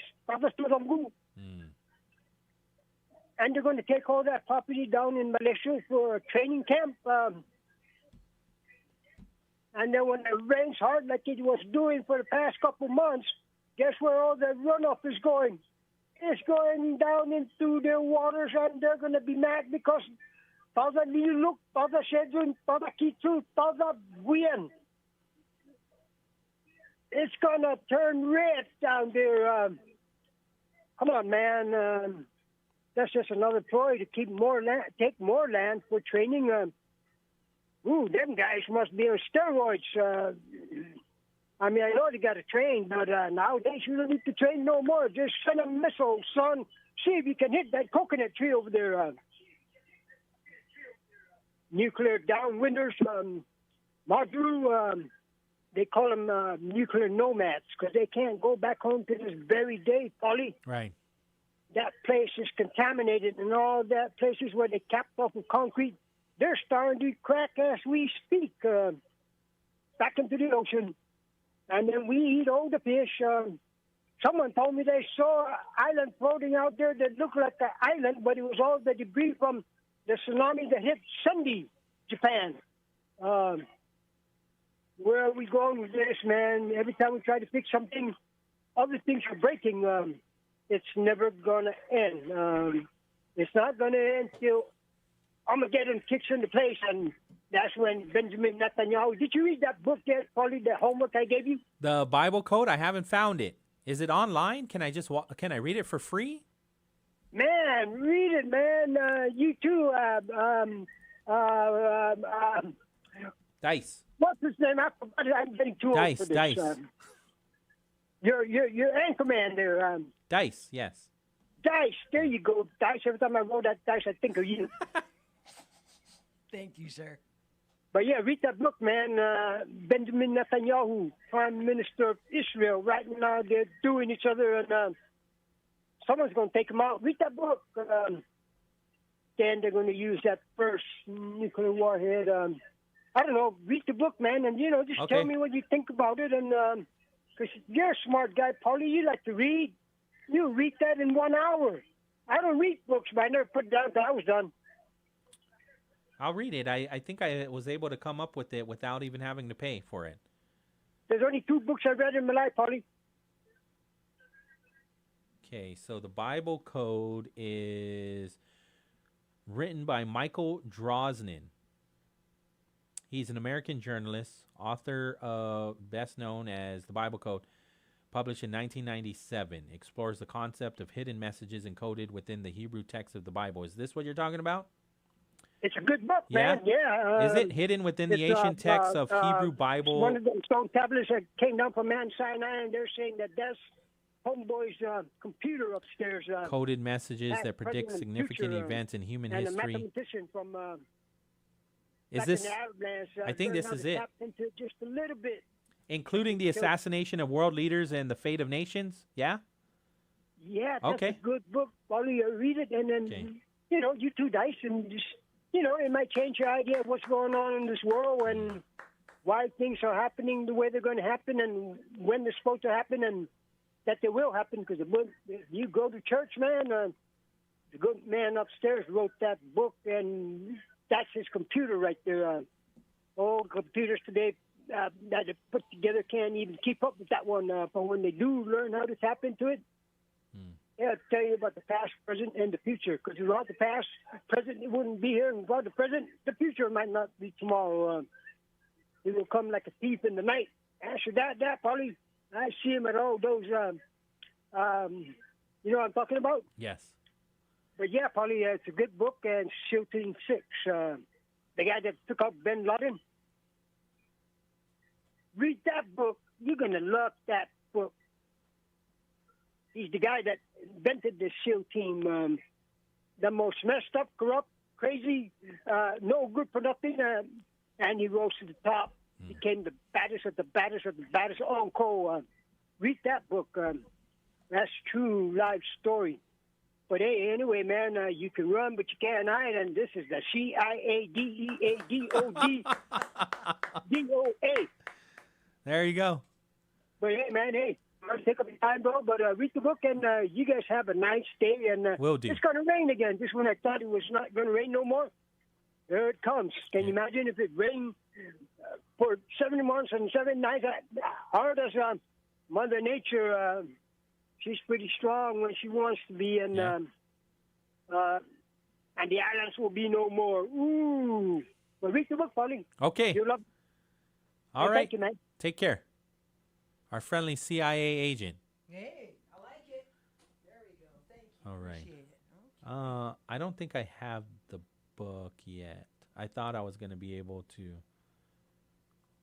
This breaks it down. But this is almost like Cliff's Notes. Not the actual book. So let me see. First of all, I'm down to read it if it's like what? Less than 100 pages? I mean, I'm down. If it's around 100 pages, then that's an easy read. But if it's anything like the budget bill, which is 169 pages, I look for buzzwords, right, to help me, especially if it's in PDF form, because then I just put the word in the search bar to find it, where I could, it'll lead me to where I need it to go. Like if I'm trying to, where in this budget bill are they talking about COLA? So I'll just put in retirement, right? Okay. And it will find it for me. Just by searching the word retirement.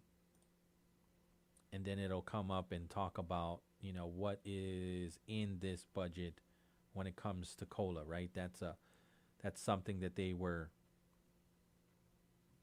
we'll get calls about. And so it comes up on section 5 on page 122.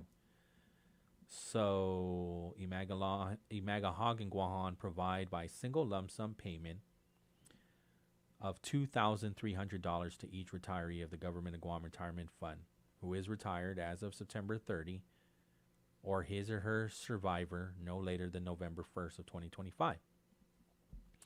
If a retiree is a defined benefit and a defined contribution retiree, the retiree or his or her survivor shall only be entitled to a single COLA payment for fiscal year 2026. And so they've allocated $18.5 million for this. And we usually get it no later than November 1st, right? That's usually, we get it around November. And so it is in this budget bill that they passed 11-4 that you'll see $2,300. Now, tomorrow, they're going to debate a whole nother budget bill. And to be honest with you, I haven't even seen that one. But maybe if I don't find it what the governor, just to match, just to compare, I think it's similar because there aren't too many changes. Obviously, the big change in the governor's budget bill that they're going to debate tomorrow at 9 a.m. is that it keeps intact the 5% BPT. It doesn't roll it back to 4.5. And then it also removes the section that talks about the AG being able to hire and fire employees within his agency, right?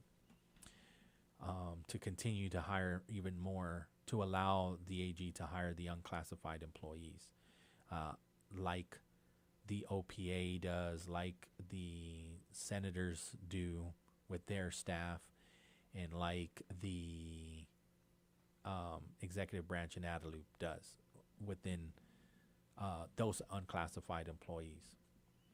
So let me see if I can't find that budget bill that she sent over. I'm assuming that when it comes to COLA, it is exactly the same because she said that she was only going to change those two things. 9:35 in the morning, Wave 105. We'll take the break. We're excited to announce that we're hiring for a variety of positions with some of Guam's most recognized and respected brands, including Coca-Cola, Foremost, Chili's, Glimpses of Guam, Subway, Good To Go, and Cinnabon. Whether you're just starting out or looking to take the next step in your career, there's something here for everyone. Explore current opportunities and apply today at applynowguam.com. Your next great opportunity is just a click away. Hafa Adai, Guausi Pali Suba. Don't forget to catch the bright side every weekday afternoon from 2 to 6 on Wave 105. From big laughs to big issues, if it's happening on island, we're breaking it down with island leaders, business owners, and you. I want to send so much love to our sponsors, Micropack, Local Jerk, GTA, Sherwin-Williams Paint, Chili's, and Subway. Take a break from all of that shade and join the bright side on Wave 105. Have you tried all 19 Subway Series sandwiches? All crafted to crave, the Subway Series celebrates Subway's over 60 years of expertise in sandwich making. From flavorful cheesesteaks and chicken subs to delicious Italianos, mouth-watering clubs, and the high-protein deli heroes, the Subway Series delivers maximum crave factor with a perfect combination of choice meats, cheeses, fresh and hand-sliced veggies, freshly baked breads, and signature sauces. The Subway Series is curated from hundreds of chef-inspired recipes to earn a coveted spot on the Subway Series menu. Get what you're craving for today at Subway. You got to refresh to be fresh. Are you planning a trip to the Philippines? Why not come back feeling healthier and more rejuvenated? At the Medical City, we offer world-class healthcare services, including comprehensive executive checkups and top-tier aesthetic treatments for as low as $530. Imagine lounging on white sandy beaches, shopping at top-tier shopping centers, and indulging in premium healthcare all in one vacation. Book your getaway now and experience the best of both worlds. The Medical City, your trusted partner in health. Every company needs money for investments to help grow our working capital to take on today's economy. That's why Bank Pacific's commercial loan officers stand ready to help you.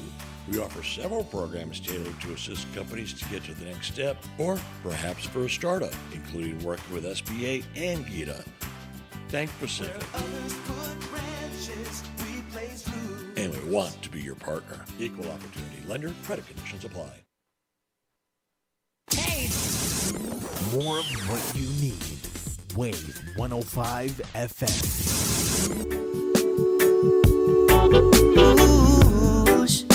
That sound like wonderful news.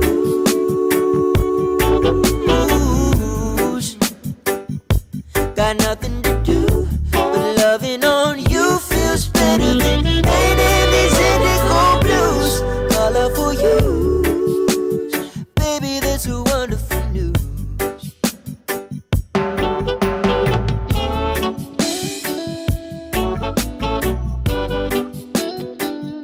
All right.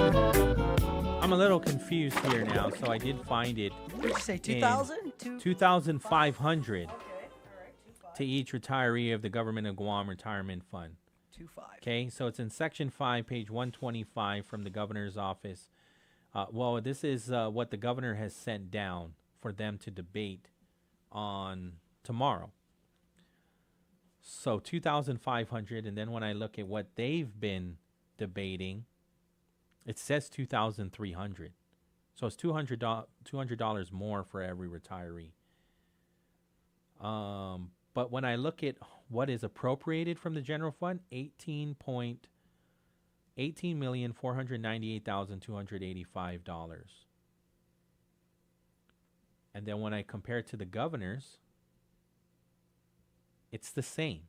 So how are they appropriating $200 more for every individual that receives COLA at $2,500, right? And then what the legislature passed is $2,300, but the appropriation money is the exact same amount, $18,498,285. The math is not mathing for me, because how did you give each individual that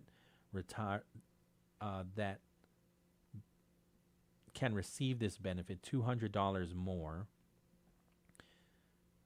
but the appropriation is exactly the same?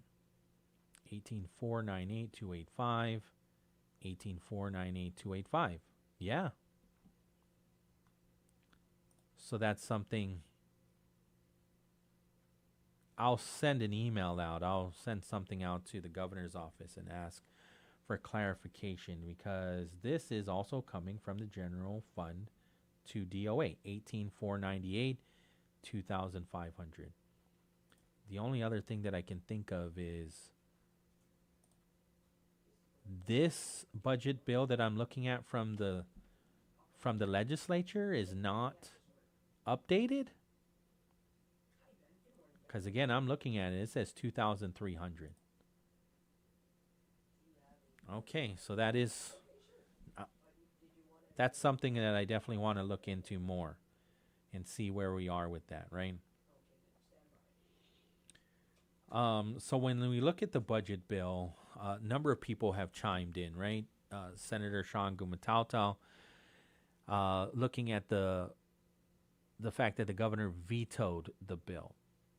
He says, Senator Gumatautal, CIA's back? No, oh. Ben, actually. Ben. Okay. Yeah? Yeah. Hafa Adai, Ben, you're on the air. Hafa Adai, Paulie. Great show. Oh, hey, what's going on? So we're trying to get ready for this third emergency session tomorrow.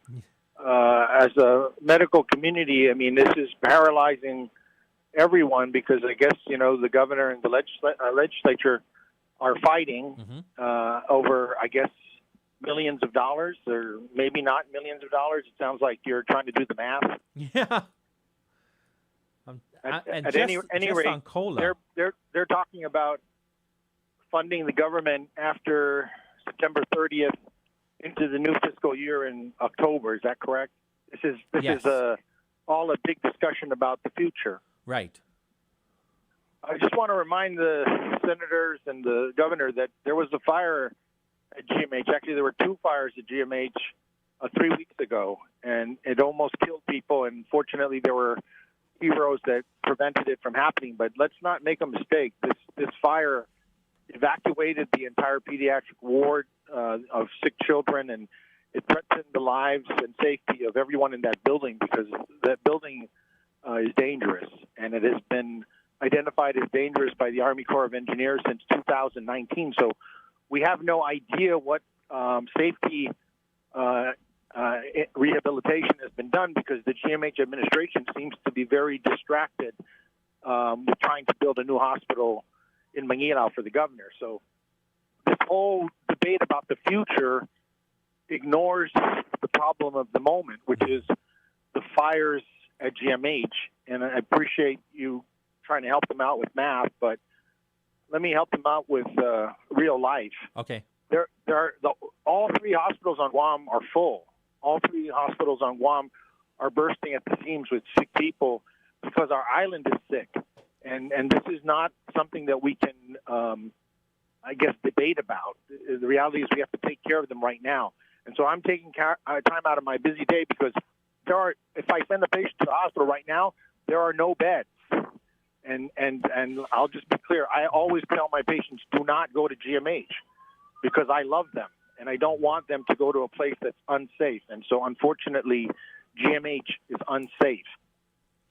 Let's just make this crystal clear. If you are sick, do not go to GMH. It is dangerous, it is dirty, and it is not good for your health.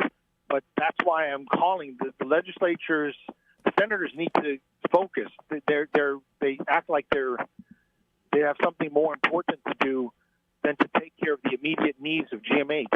And that's the same thing the governor's been doing. She's been ignoring the fire and the fixes that are necessary on the electric panel. And I can tell you right now that there are smart people at GPA that are waiting for the phone call, and they specifically are asking for the request for proposals. That's the purpose of this call. The governor of Guam is lying if she says that she cares about you because she has not even bothered to get Lillian Posadas to issue a request for proposal to fix the electrical panel at GMH. There has been no issuance of an RFP to fix the fire hazard, which is the electrical system at GMH. That is the problem of the day, and it needs to be resolved today. All these other debates are meaningless, especially if people die because of your negligence, Governor Liu, and Senators of Guam, Frank Blas Jr., we're talking to you. All this negligence is going to be on your head at the funerals of these dead people who burned to death in a hospital that has already been identified by the Army Corps of Engineers unsafe. And again, we could go on with the litany, but I just want to refocus the conversation. This is not about the future or tomorrow. It's about today, and it should have been done yesterday. So sorry to burst everybody's bubble, but they need to focus on the fire that happened at GMH.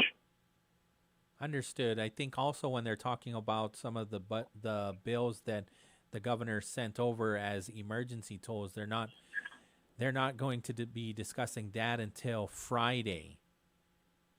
Well, and that's the whole thing. The senators are running the risk of looking like exactly what the governor is saying, which is they're on recess. They're asleep at the wheel, and they don't care about the people of Guam. If they're going to wait until actually September 29th to override the veto, and they're going to wait until September 12th instead of last week or 2 weeks ago to have emergency session about issuing an RFP or forcing the governor and GMH to work with GPA to fix the electrical panel, then their priorities are screwed. They don't care about the people of Guam or the people in GMH, and that's the proof. There's no RFP, and the RFP apparently is the mechanism for solution at GMH, and there is no RFP. That is the citizens of Guam need to learn that word and that process and demand your governor fix the electrical panel at GMH. All right. Well, thanks, Ben. I appreciate this. Thank you, sir. Thanks for sharing the concerns from where you're at. Let me see here. So the governor, again, in this budget bill that she has sent down for them to discuss tomorrow, would say to keep the BPT at 5%. So that $40 million, she's saying, give it all to GMH. Let me see here. Oh, somebody put any early buyout for GovGuam retirement. I believe one of the past administrations did it a while back. Just thought I'd ask. Yeah. So I know that is something that Senator Chris Barnett was mentioning, that's something that he's willing to look at, to save some money within the government, do a early buyout for GovGuam retirement. What I will say too is, and so I was just a child, but the conversations that my dad didn't take the early out. And so he said that a lot of the workload was put on the rest of the police officers, that they were overworked, overtime started to accumulate. And where are we at today with overtime? From what I was hearing at the budget hearings, not just Guam Police Department, but GFD and DOC, it is at an all-time low when it comes to overtime. They're not having to pay overtime as much. And so that was something that I remember my father was talking. And as a child, I'll tell you right now, that was real. Because, I mean, I don't want to get into it, but I knew he was racking up overtime just by the amount of time that he wasn't home. So, there's pros and cons to it. And so I would think also, okay, so if all of these individuals take the buyout, who's picking up the slack? And when we talk about it is tough already getting, I would say, maybe rethink about this. Redefine essential workers. Redefine that. And I would say law enforcement officers are definitely part of that. So if GovGuam were to shut down, right? Let's just say worst case scenario. No budget passes and fiscal year 2025 has to roll over. Who goes to work? GPD goes to work. GFD goes to work. GMH goes to work. So when you're talking about early out, I would say I don't know if it's a good idea to allow those agencies to take that, because you'd have to define it as we're allowing those to do the early out so we can right size the government. However, GFD, GPD, DOC, they're not at the numbers. We're technically supposed to, because of the Maulik law, it's supposed to be activated because we don't have enough police officers out on the street. And we haven't had that for years. So that's why I would say you would create the law that says, yes, right sizes the government where there is too much. But it's not the police officers. And we know this because if we had the office in place and the right training in place, the chief of police pertaining to the law is supposed to deputize these officers coming from other agencies over to create a special task force that deals with drug interdiction. But we can't do that because we don't have enough customs. We don't have enough other local law enforcement officers holding the line in their own agencies too. And so that's why I would say before you move forward with any kind of early out program, don't do it for the agencies that aren't bloated. That we know that it's difficult to even recruit police officers because of the high stress level. Not everybody is kicking down. The door is not being kicked. The door is barely being knocked on when it comes to people wanting to sign up for police officers. And we know this from the chief saying it on the record when they were talking about this law enforcement criminal justice class that they're putting together. It's a pilot program over at Tizen, because they want to build interest within the high school students to possibly go from a high school student, a 10th grader, go through the school system, 11th grade and then 12th grade, right? 11th graders and 12th graders in this criminal justice course at Tizen. If it's successful, it'll branch out to even more schools, and they would have their own criminal justice class, and it would create this whole pathway into law enforcement to become police officers. Not just police officers either, but it is the MOU is with the Guam Police Department and GDOE to address the recruiting challenges that we have at GPD. And so it's a double-edged sword, right? When it comes to that early out program and buying out for retirement, just look over that further. And then again, there were a number of letters that were coming out from the CEO of GMH. I think there was a letter from the governor yesterday to the GMHA family as well, all related to addressing the challenges that we're facing at GMHA. And then so one thing that I noticed, whether they all have different perspectives, right? But when I was listening to Speaker Frank Bloss, having my own conversations with Senator Chris Duenas, listening to Ben, listening to the governor, hearing out Lillian Paris Posadas, they're all in agreement, right? They are all in agreement that GMH needs help now.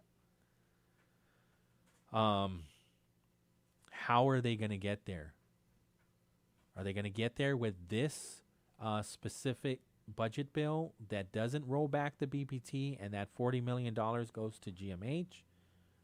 Are they going to go with the current budget bill that has passed 11-4? And is Senator Joseph Augustine, is Senator Tina Muñoz Barnes going to vote with the majority and override the governor? Because within that budget bill, 50% transfer authority to the governor. The governor has 50% transfer authority. And Senator Chris Duenas says through that mechanism, they can help. They can truly help GMHA. So somebody says SRO cops need to bring their K-9 to schools. Okay. We just got to make sure. I mean, are the SROs trained to be a K-9 handler? And then that's a lot of the bells ringing, overstimulating the K-9. The K-9 might be the K-9 officer might be overstimulated. I don't know what that looks like. The cops are good enough. The SRO officer, I think that's good. I don't think we need K-9s. Do we need K-9s? I don't think we need K-9s. I don't. You know what? We're in a different generation. These are different students. I don't know. I don't know. I mean, if we can get more K-9s, put them everywhere. But I think the priority is the airport and the Port Authority, right? Gotcha. Okay. Right? And so we don't have a plethora of K-9s. Okay. Maybe if we trained more of the Boonie Dogs to be, to sniff out paraphernalia. That's a thought. I mean, I don't know how that. There's a lot of training that goes into it. To be honest with you, our canines, they're already trained. We're not training the dogs as we get them. I guess there's ongoing training, but when we get these dogs, they're from Florida, I think. they've gone through all of that training already. We are purchasing trained canines to do all of the work that we know that they're able to do. And then there is ongoing training for sure, and then canine handlers have to be trained a certain way too. Joe Malik is back on the line. We only have a few more minutes, but yeah, I'll take the call. Hafa Adai, Joe Malik. No, we use the Anderson Air Force Base K9.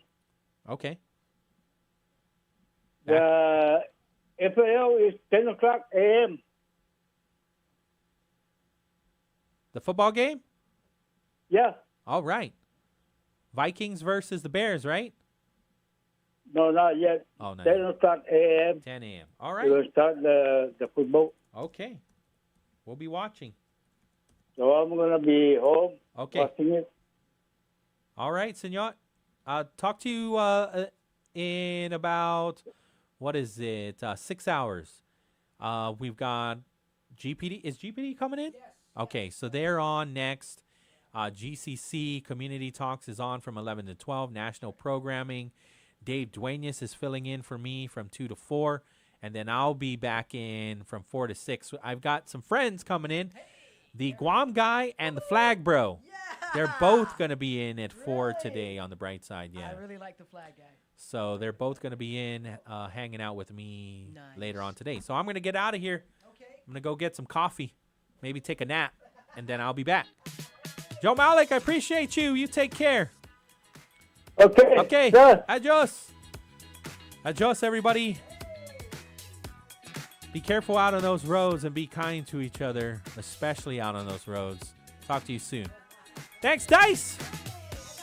All right. Adios. Take it easy, Guam.